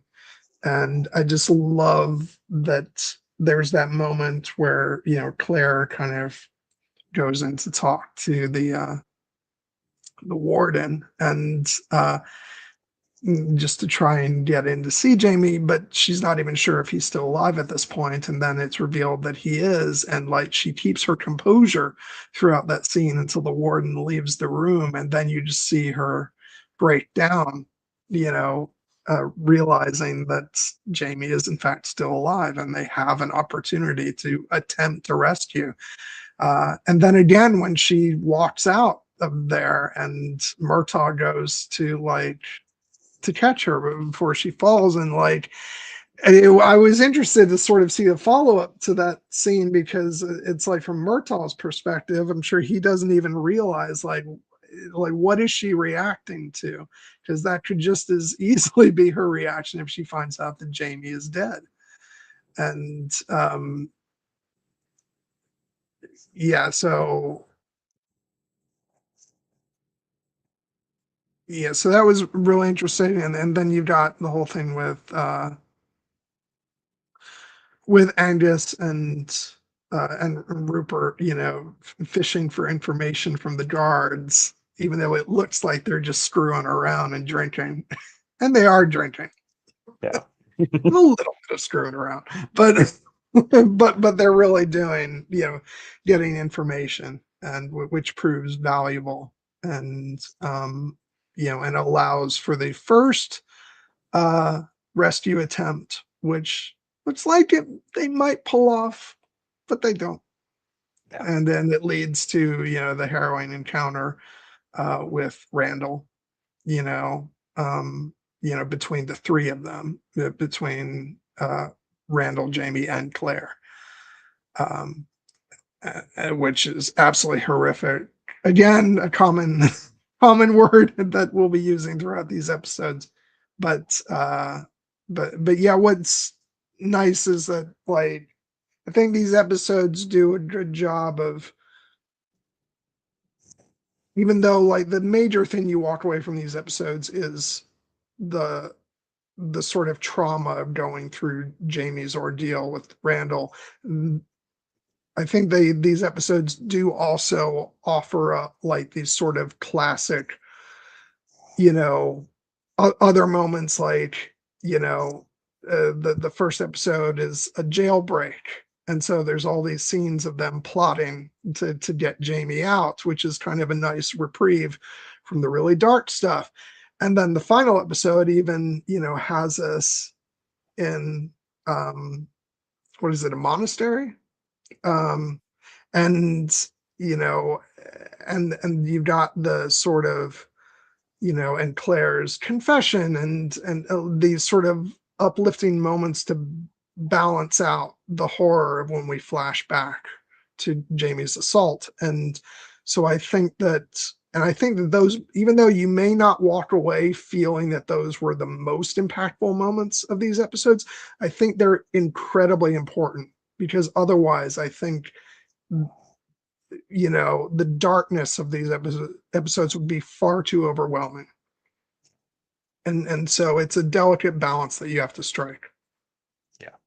No, I agree. I think that the episodes are paced in such a way and structured in such a way as to give the audience some necessary breaks from the horror that they are showing. And and part of that does involve like the humorous capers of getting into Wentworth Prison, the great moment where Claire is manipulating Sir Fletcher based on her pretending to be a good Christian woman, and also like manipulating his assistant later when like he's standing there and she's like, "Would you like to sit down and wait with us?" And then Edward was like, Martha was like, "I can't believe you asked him to sit down." I was like, I was suggesting it so that he didn't suggest it himself, which is great. But part where she just like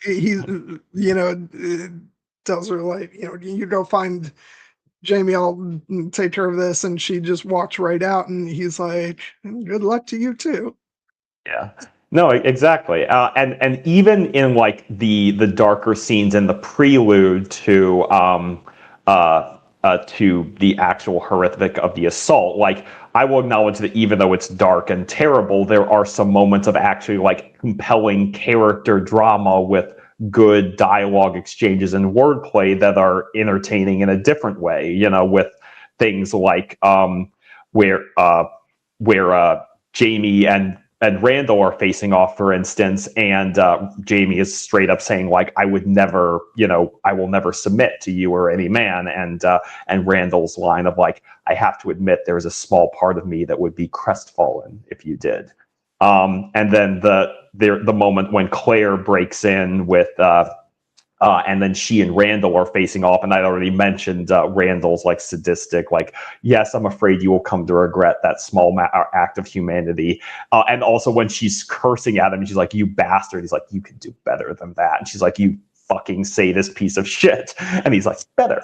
And even the twisted, horrible thing, again, Randall being an equal opportunity sexual sadist when he's looking at her and he's like, "Yeah, no, I'm not in the mood for see you next Tuesday today."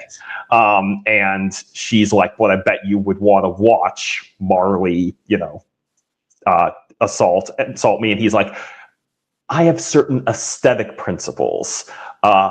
No, I don't think I would want to watch that." And again, that great moments for Tobias Menzies where he gets to essentially be the devil, like in his behavior as opposed to his actions there. But yes, it's much more.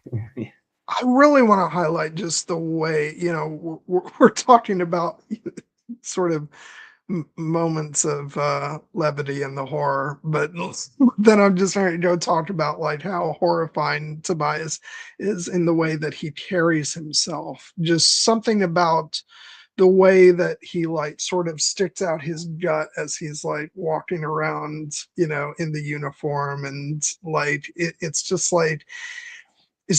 something about the way that he carries himself as Randall is just makes your skin absolutely crawl. And it just, and then you contrast that with, even though Frank's not in these episodes at all, but you just contrast that with his performance as Frank, and it's just like, it's just night and day of, even though Frank has his moments where he, lets his temper get the better of him, like he's still someone trying to always be good and be kind, and then the exact opposite is Randall, where he's just, the absolute scum of humanity. And it's, yeah, like that's the thing, like as absolutely wretched and horrifying and despicable as he is, he's so fascinating to watch. And yeah, I just and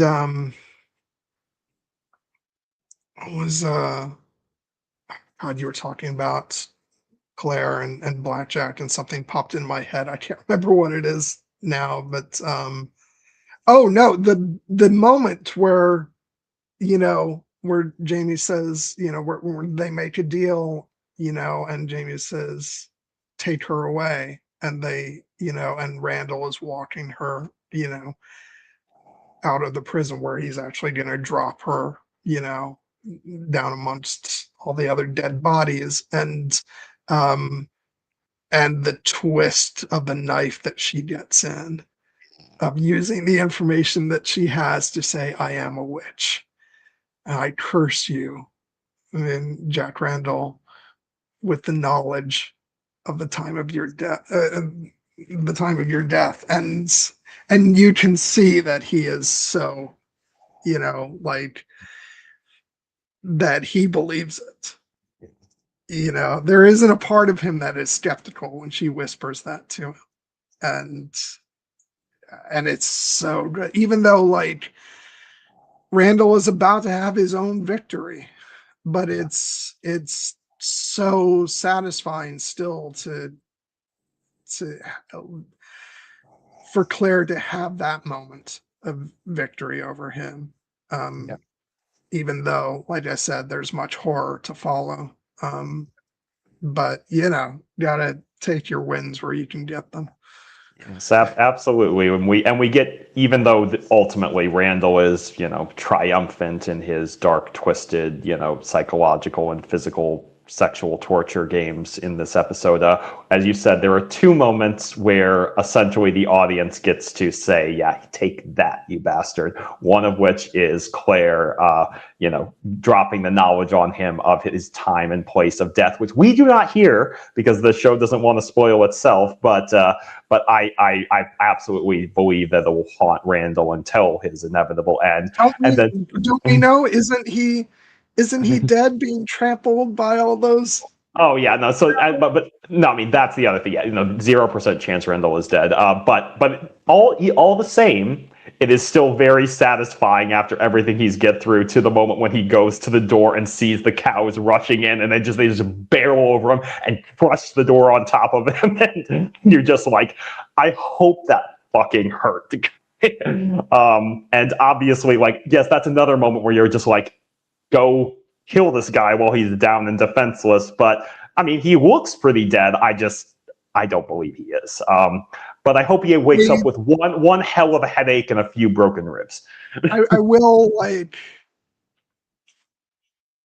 give like one tiny little mini spoiler, because it'll set you up better for sort of where the characters' headspaces are at. The thing, like, especially when Murtaugh looked at Randall, his assumption in that moment is that Randall is dead. Yeah. It makes sense. Yeah. It would be so, in a way, it would be like, you want to see someone like Randall, like, suffer incredibly, but also in a way it would have been so fitting for him to actually meet his end that way, because you don't want to give monsters like that some glorious death. You really want them to, like, end as sort of ignobly as possible, and like, he would have deserved that. But that said, he deserves so much worse too. So and I will leave it at that. But I still, even though, like, I still don't think, like, he gets what he fully deserves. I think that, like, the only death that would have ever satisfied me for Randall is, like, I wouldn't have minded him being flayed by the not the phrase, the Boltons. Like, I would have been on board for something like that. This Randall and Ramsay Bolton would have gotten along swimmingly right up until the moment they each tried to kill each other. So, Um, so and that's the thing, like, and that opens up the final episode. And yeah, I'm in the same boat as you. I like we get to the opening of the episode, and it seems like we've sort of skipped over the worst of, of the assault. And then the episode is going to, it's like, no, you guys are going to go through this. And we continue to flash back to it. But throughout the rest of the episode, we're also in the monastery where they're trying to nurse Jamie back to health. And we get our next Game of Thrones alumni, who is the priest, playing a much better like person than he played in Game of Thrones. We saw him all the way back in season 2, in Marine, the greatest city that ever was or will be.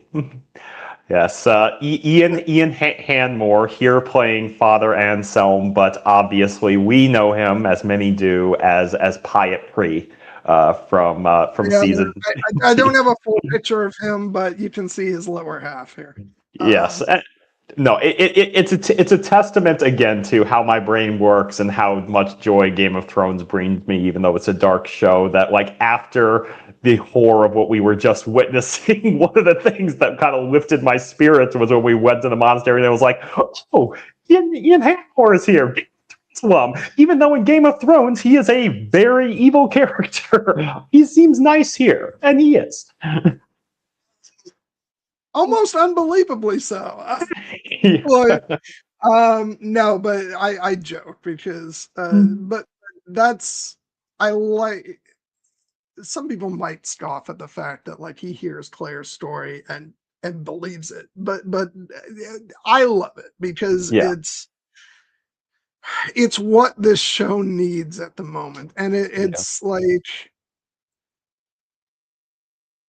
and just the fact that like to portray that like not every man of religion in this world and this time is sort of ready to proclaim, our main character a witch and I don't know if such a person could have existed at the time, but I don't care. In the world of the show, I buy it, and it's such a amazing thing when you get Claire going through her whole story, and his response is extraordinary. Yes. And it's so great. And especially like this actor, just because of the fact that like the only other thing I've ever seen him play was Piet Pri in Game of Thrones. And it's like, it was just so wonderful to see him playing like this truly good,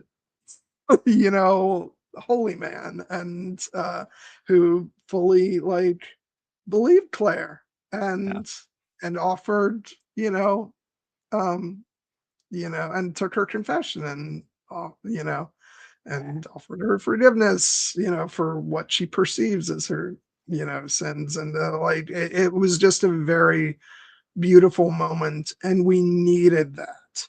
Like, because the rest of these, so much of the rest of these episodes is just so horrifying. So I think it's that, and like we're still in the darkness for much of the rest of this episode. So like you need that sort of calming hand on Claire's shoulder saying it's going to be okay. And so yeah, I just love that. And I loved also the character of the younger priest who was helping Claire nurse Jamie. I thought both of them were really great. No, I mean they were a very warm and welcome respite after the trauma. Obviously, although the trauma continues throughout this episode. But yeah, in particular, Father Anselm, his reaction to Claire's confession, and the fact that he not only believes her and seems like very, almost, inspired and interested in this. He's like, it's a miracle, perhaps, but also just the fact that it tells you what kind of man he is. That he is truly a man of God, and he believes, even as outlandish as the details of what Claire is sharing him, he still reconciles it through his worldview, which is, this is all part of God's plan. And the fact that he's like, I may not understand everything, but he does. He understands, and he forgives you, and he loves you as I do, and so I bless you and absolve you.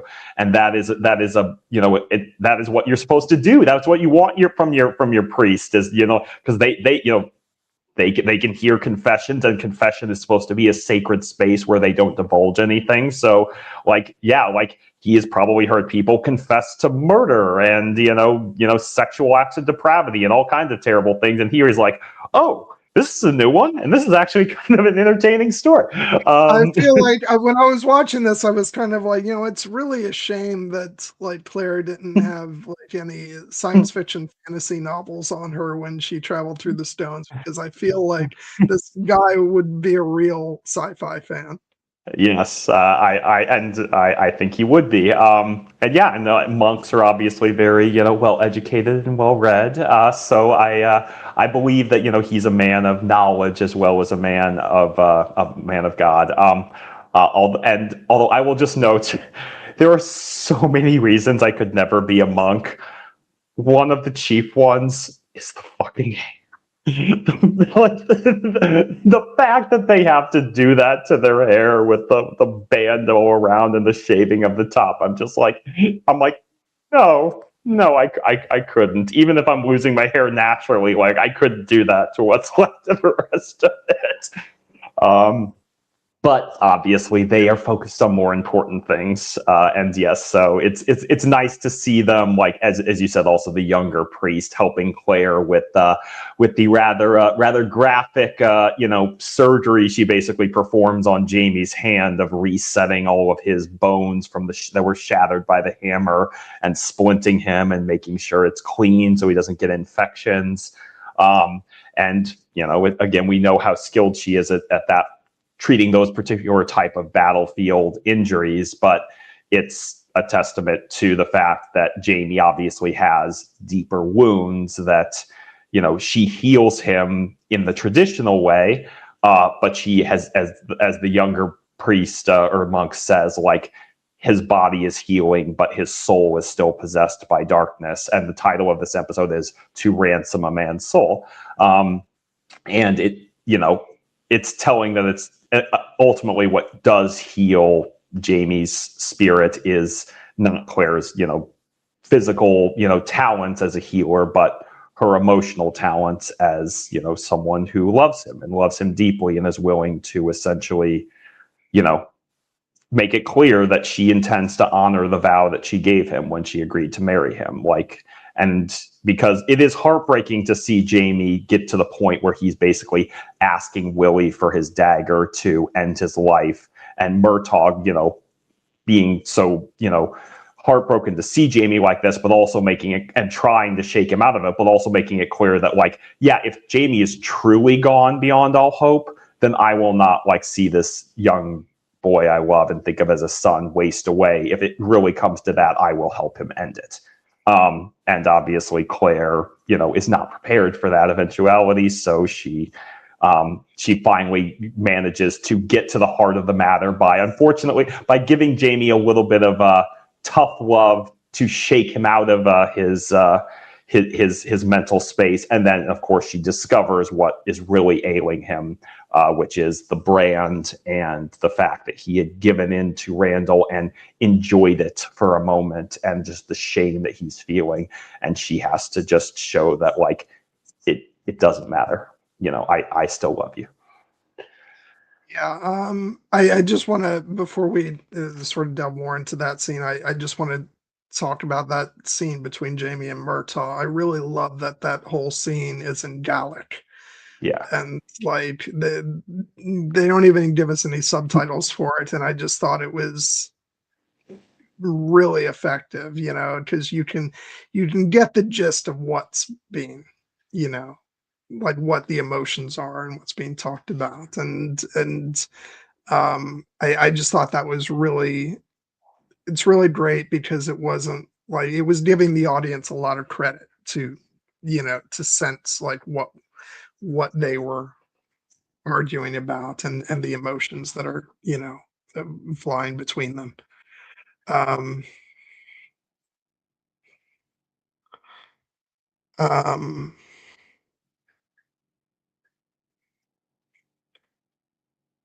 Yeah, this is interesting. Like I said, I feel really guilty with as big of a fan of the show as I am. The fact that I like still haven't read the books, and even though, like, as I've stated numerous times, I have like wonderfully gorgeous collector's editions of uh, of the first four books on my shelf, and then I have, like, I'm waiting for them to release the other ones as the years go on, but I'm looking forward to that. This is the kind of thing that I'm really looking forward to reading the books for, is getting things like that fleshed out.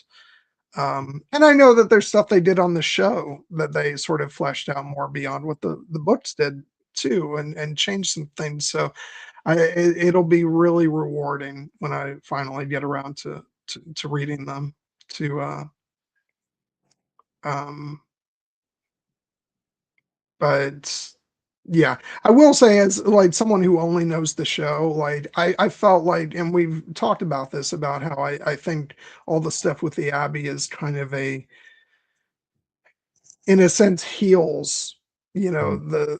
the darkness surrounding, what's going on with Jamie. So this might be one of those things where it, I'm not saying like you're wrong or anything, far from it. Like, everybody has their reaction to it, but I think sometimes when we come from the perspective of being a book reader, it's never quite enough, and you always feel like something is, is missing from certain elements. I mean, God knows, I like, me, huge Lord of the Rings fan, could have taken like, they I would have taken so much more time at Rivendell and so many other places. But I think that it's one of the reasons why I've kind of decided to be a show only watcher for the duration of the series, is because I wanted to sort of appreciate the show fully on its own terms.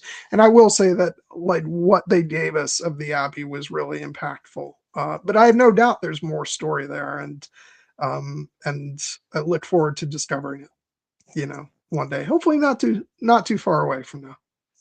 No, and we definitely appreciate the perspective of someone who has read the books, as neither of Yeah. us have, and I've never seen the show before. This is my first time through. And I would just say that, like, I loved the scenes at the Abbey and would have happily taken more of that, in the ideal Yeah. world, to the brutal assaults that we witnessed throughout the episode, even though I understood the point of them. I will also just note that, like, one of the things that, when it comes to adaptations from beloved books, is that, like, I'm a firm believer that, like, books and movies/television shows are good at different things, and like, they each have their own strengths and they each have their own weaknesses when it comes to showing certain, stories. Obviously, books are better at interiority and, like, things, and whereas movies and television shows can be better at, actually giving us, like, the stark visual, the visual spectacle and images telling things that words always sometimes can't. And I personally think that, like, a chapter like the Abbey, perhaps in the book, like, would be a really beautiful opportunity to really get inside, like, the characters' heads and think about what they're feeling. Whereas it's probably a little bit less, pleasant to spend time inside the heads of Jamie or Randall, as what's happening is happening there.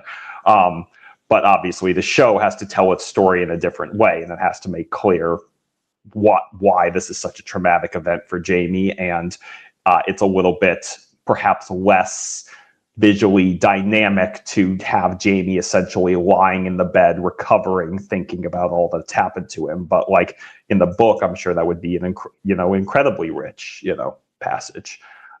So there's a long way of saying that they both have strong, strong takes on the material, and I would like to read the books one day too. But for now, I think that like the show, I think strikes a nice balance.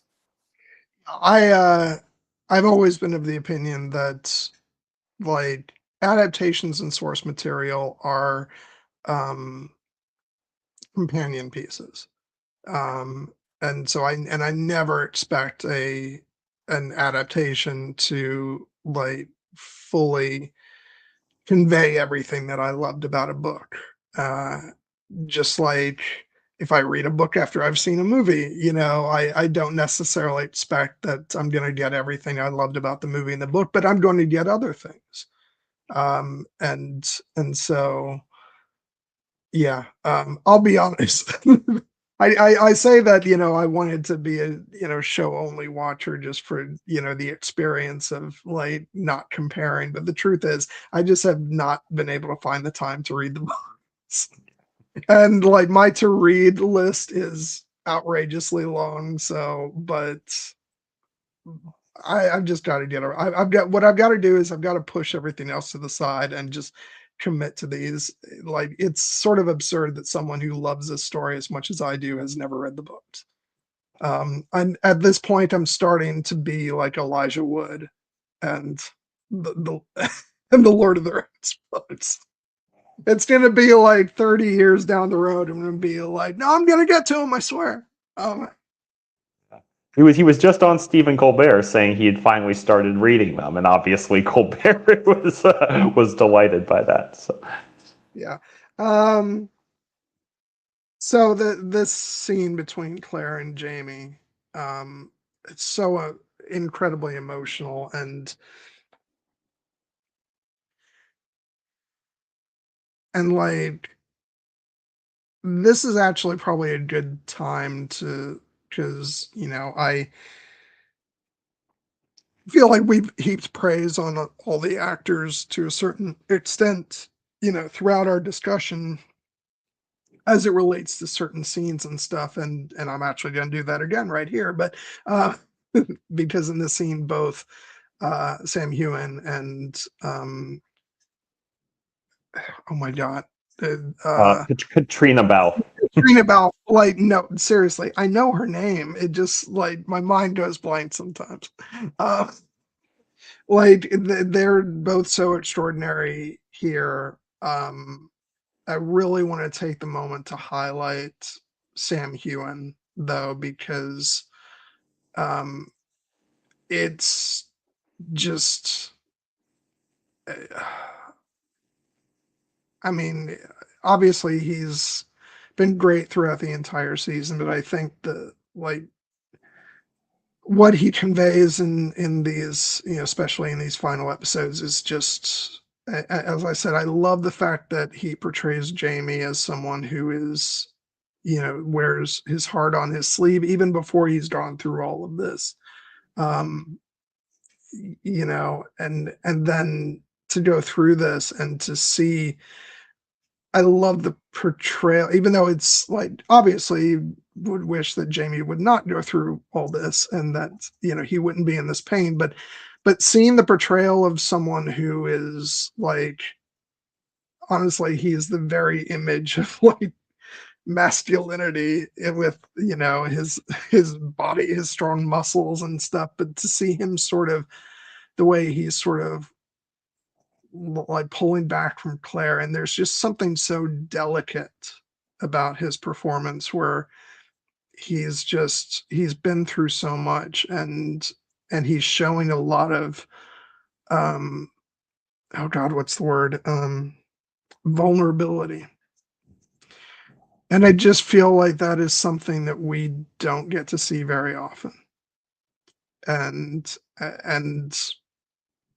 there's a reason why I have loved these characters, and it's because like Sam Heughan and Caitriona Balfe are just like they're so phenomenal in their roles, and I fell in love with them instantly as characters, and they've been with me now for a good 10 years, even more than 10 years.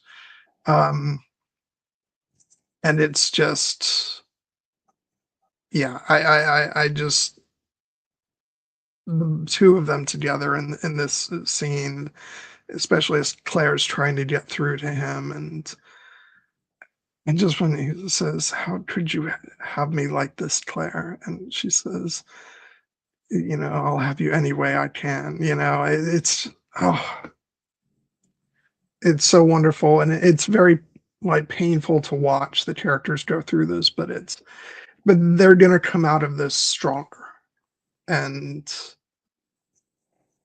especially going back to this and watching this from the perspective of, it's like it's 11 years after this episode aired, and to see where these characters have gone, it's quite extraordinary.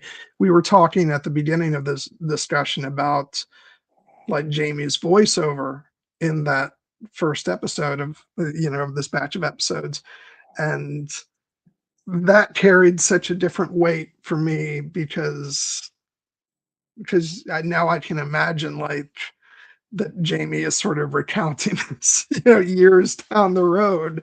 And it's just a whole different thing. And so having gone through this journey with these characters, but then watching them as they're going through all these trials and this is like one of the most monumental, you know, things that they go through, especially early on. And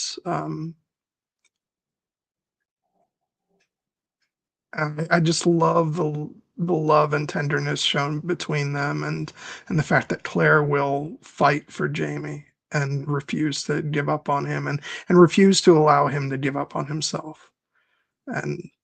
And so even like back in 2015 when this aired, as hard as it was to watch, it was still also incredibly rewarding because of the emotion portrayed on screen. I mean, this is a beautifully directed and written scene. I believe the writers on this episode were Ira Stephen Bear, who also wrote the previous episode, and Ronald D. Moore, and directed by Anna Forrester, as mentioned. But the performances by Caitriona Balfe and Sam Heughan are extraordinary. As you said, to see Sam play Jamie with such, wounded vulnerability and like despair and hopelessness after he's been so strong and charming and almost carefree in certain ways throughout most of this series. And then to see Claire's evolution, the like essentially being so open with, her feelings and her love that she has built between her and Jamie, to the point where, if you think back to where she started, the fact that like, yes, there was a spark of attraction between her and Jamie from the start, but like she was all of her focus was on how to get home,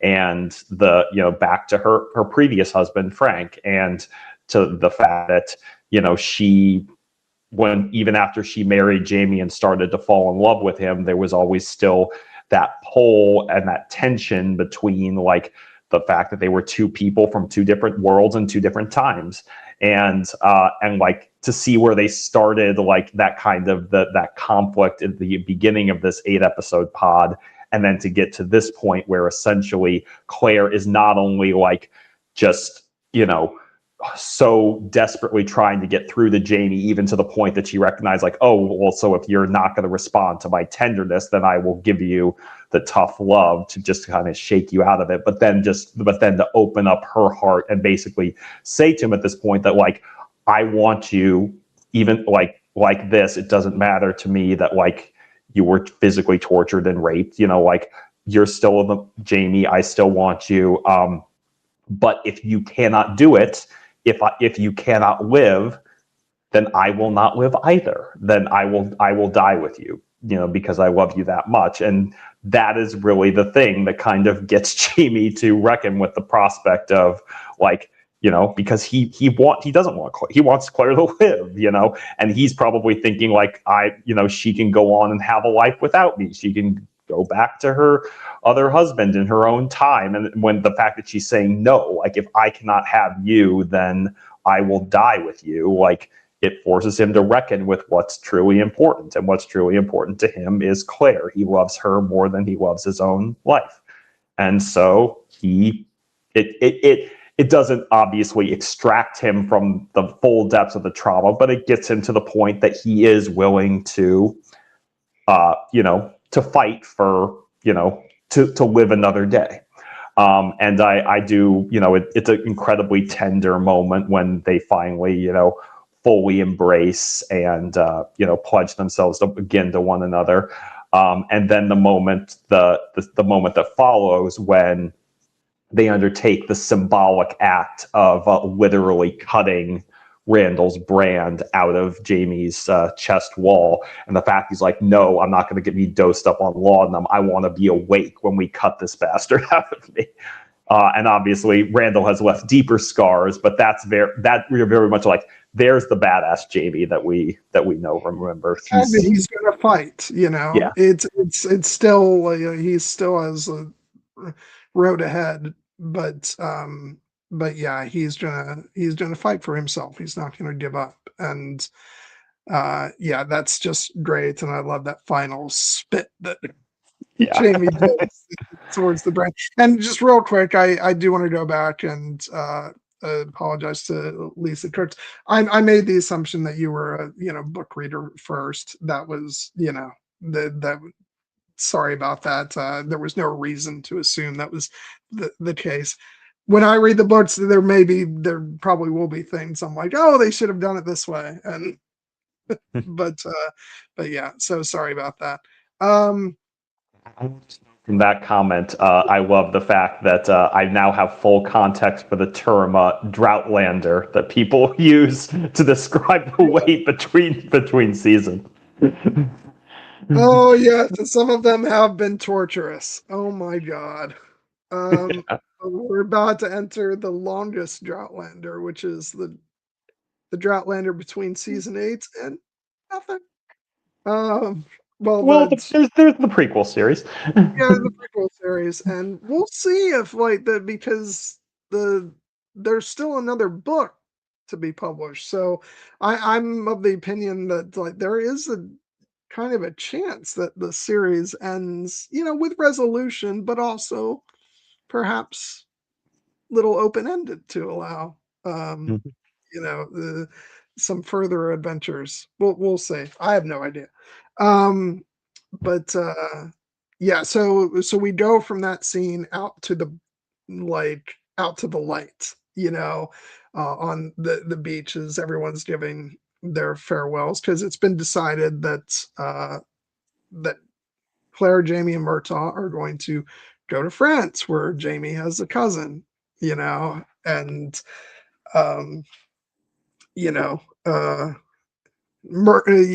and Rupert's kind of like, oh, you don't want to go there, come with us, and the Mackenzie will protect you, and but no, it's like, the sort of outside this the story reason for that is, no, the story's moving on and we're gonna go someplace new. But also Claire says, I think Jamie would rather be around family. No offense. But no, this whole moment is great. Yeah, I kind of like that we see Jamie sitting in the boat still kind of despondent, because it shows that he's not there yet. Like he's he's going to fight for his life, but he's still going through a lot. And I love the farewells between first Claire and Angus, and then Claire and Rupert. Fucking Angus, man. he had to. I love the fact that Willie gets so gentlemanly and gets such a sincere appreciation from Claire. And Angus has to be Angus, and everyone's just like, dude, too far. And to the point that even Rupert's just like, yeah, goodbye. Well, Rupert's the one who does the proper, yeah, sort of hand and does it all gentlemanly, which is so great, because you track their relationship through earlier in the season, where he's following her around on Doodle's orders, and she's like wants to get rid of him, and he says quite rightly, "Oh, you'll prefer me to when Angus is on duty."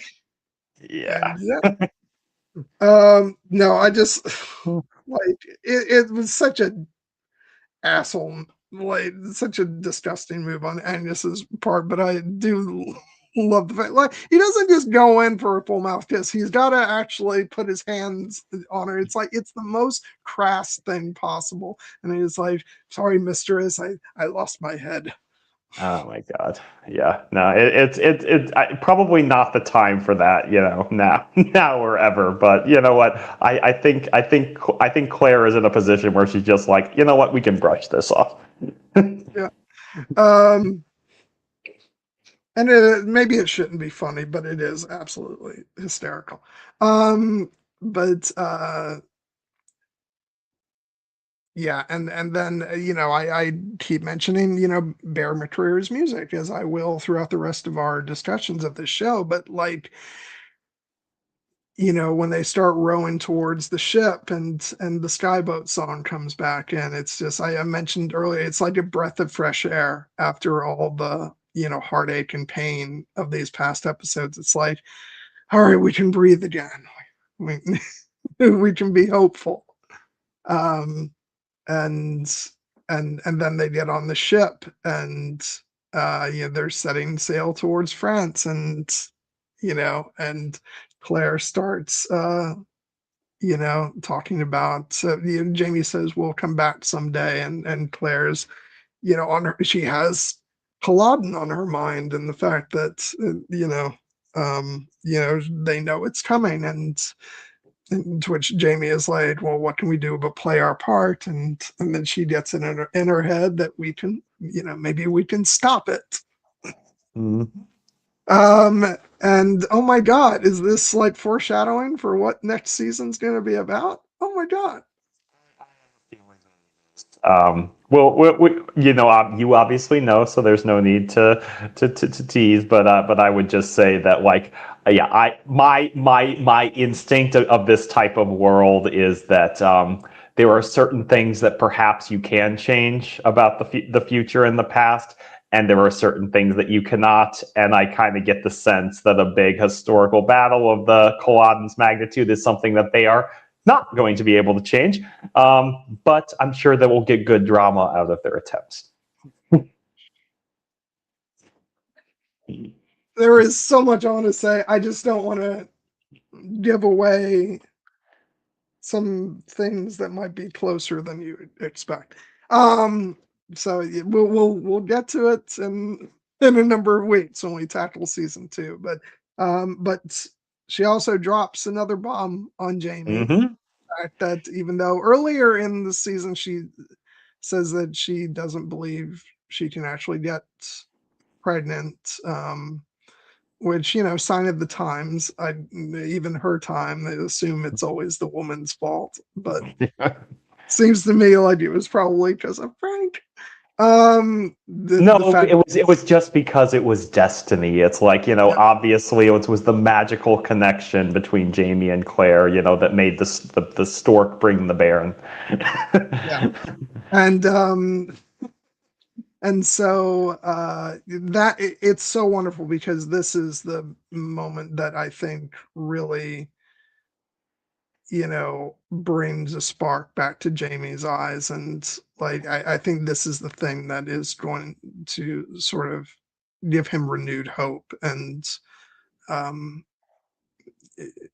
she says, "Are you happy?" And he says, "I never thought to be able to say such a thing again, but yes I am. I'm very happy." And yeah, which also I it's an interesting thing, because not only that news, which obviously is like the big one, but also like I think that Claire sort of rightly knows that Jamie is also going to need to have a purpose moving forward. And so even though she has many reasons, obviously, would have many reasons for wanting to stop Culloden because of her attachment now to Scotland, and her desire to like save people she's grown close to. But I think there is also a part of her that's like, this would be a mission to give Jamie purpose.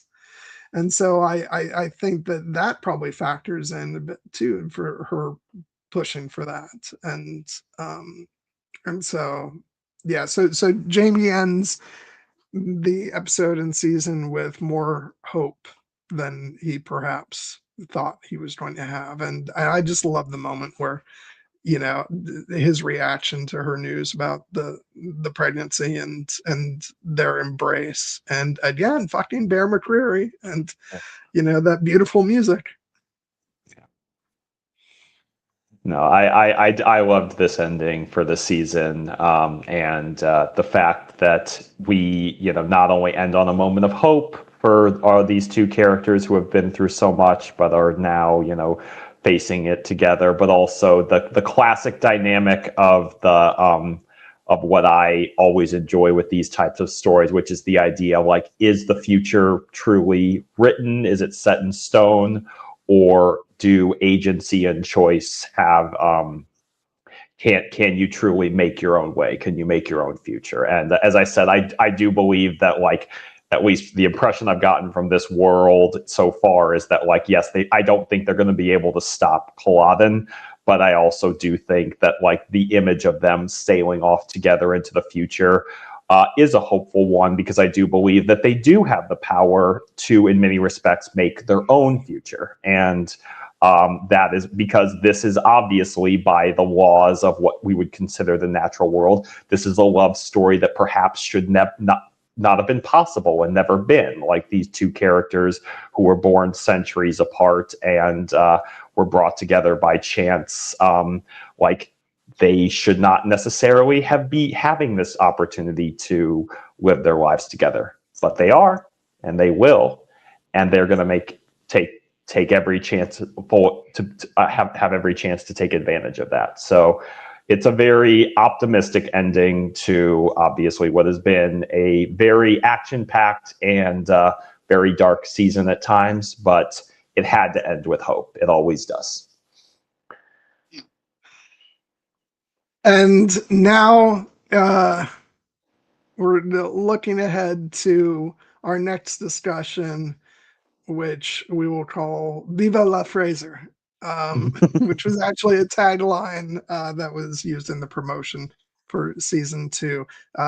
We will be once again splitting the season into 2 discussions, because I can't really resist. Even though it aired as one continuous season, there are clearly 2 very distinct chapters to season 2, with these next batch of episodes taking place entirely in France, or at least almost entirely in France. And it's a wonderful, like, change up from what the show has been, and we're gonna get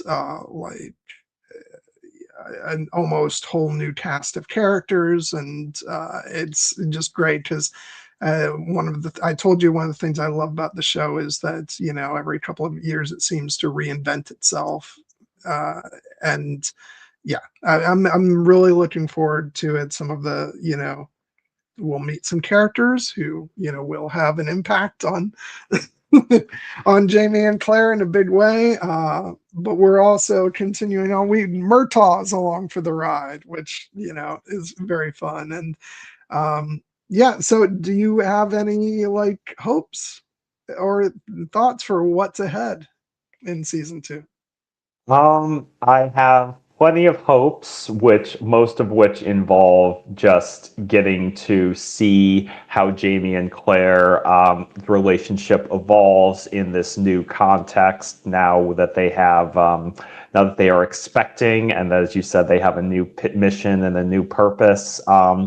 And I am obviously very interested to see how Murtaugh takes to France. I have a feeling he's going to have some thoughts, but I would mostly say that I do think that the fact that we're essentially taking the show into a new milieu is very interesting to me because this season, as you said, has been so essentially defined by like the romance of like the Scottish Highlands, and to see how the show retains that romantic heart by transposing it into the an equally romantic country in France is very interesting to me.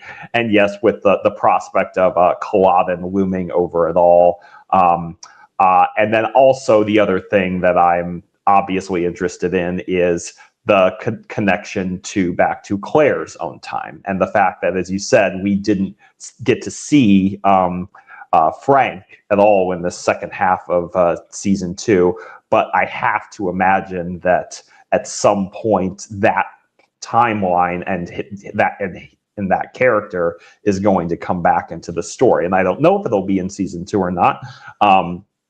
But I'm interested to see what will happen when it does, and then of course to see when and how some of the characters from that we fell in love with, or at the very least were interested by in season 1, how they work their way back into the story, like Dougal, like Jack Randall, like Colm, like Leary. Like Galus, who is not dead, and then all the rest. So yes, I like I said, I do not have more specific predictions because, like, again, the roadmap is so wide open that I can't. Although I do have a hope, perhaps, that we will meet a few more Game of Thrones alums along the way. That is another one. And maybe some other franchises too. Because it's when it comes to like British talent, there are a number of franchises that you can always expect to see familiar faces from. Yeah, I just want to pop a couple of these comments. Lisa, thank you. It's great. I'm glad that that you found your way to these discussions, and like Jared and I are quite content to ramble amongst ourselves, but it's always so much more fun when we have people tune into the channel and have these discussions with us. And yeah, I had not heard this because again, I spend less and less time on social media. So, but I'm very excited by the fact that that this is a discussion point that that they're opening, because it also means, like, even though we were gonna continue to have the prequel series, like I was kind of contemplating saying goodbye completely to these characters, but it sounds like I might not have to, and I can hold on to hopes for for the future, because as I've said before, this series has so much meaning for me because it is the last show that's still on that I was watching with my mother before she passed away. So, like, it's been very emotional to continue to go through this show, and I've sort of been, you know, I have not been in a rush for the final season to arrive because I was very happy to just exist in a world where Outlander was still, still currently airing. That said, I've been enjoying the final season immensely.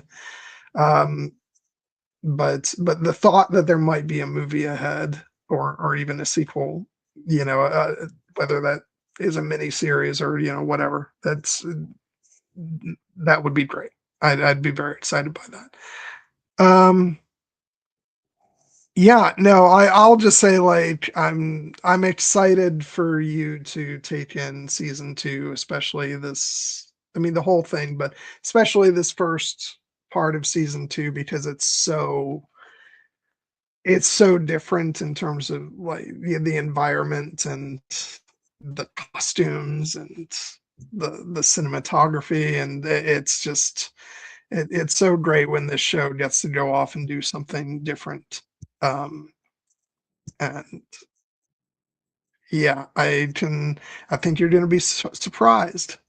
by the way some things unfold. And yeah, so we'll see. I don't want to say anything more than that because I want to let you be surprised. But yeah, do you have any final thoughts on season one before we start to wrap this up? Just that it was a very enjoyable, well-made season of television. And if your goal in finally having me watch Outlander was to get me invested in this show and these characters, mission accomplished. Excellent, good.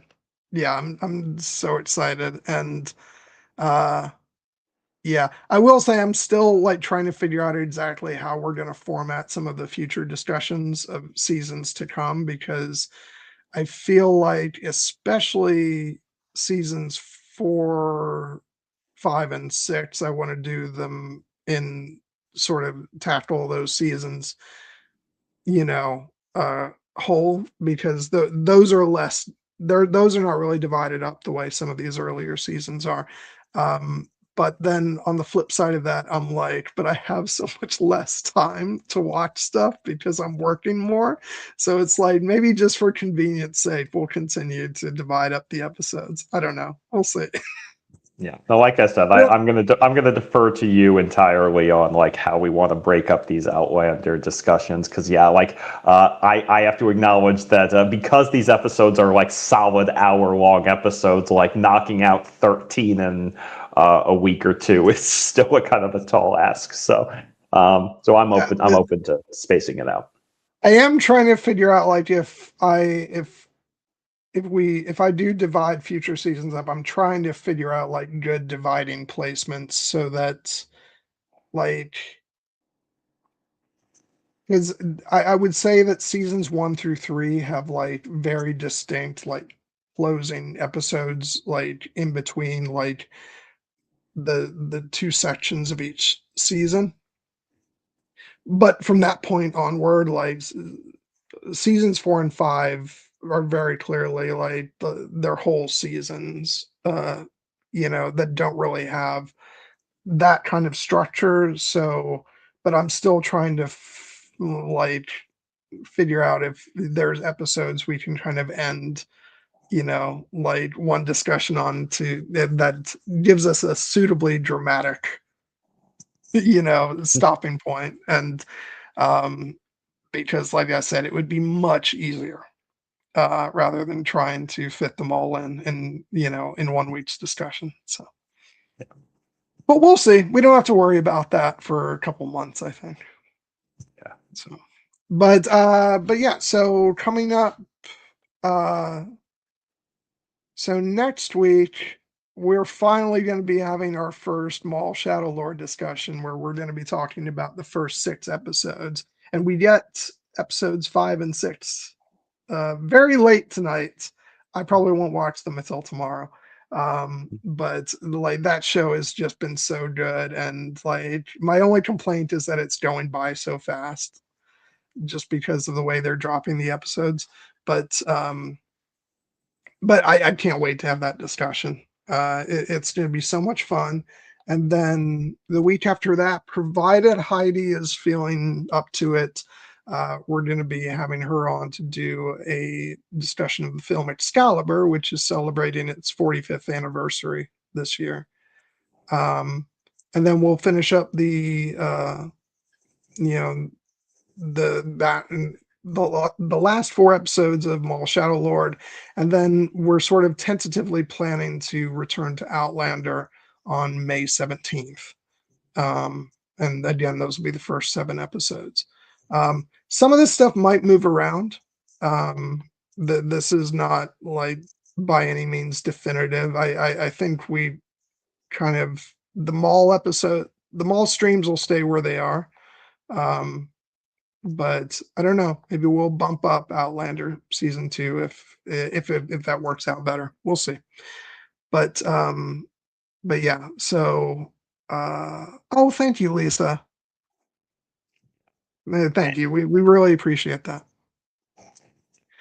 We appreciate that because we do what we do because we love it here, and it means a lot that are going to be along for our ride with for the Outlander episodes. And yeah, if you feel so inclined, please give us a like and a subscription, and then go back and see if there are any other streams that we've done previously for other movies or shows that might interest you. Because we've got a whole lot of them, and we got more to come.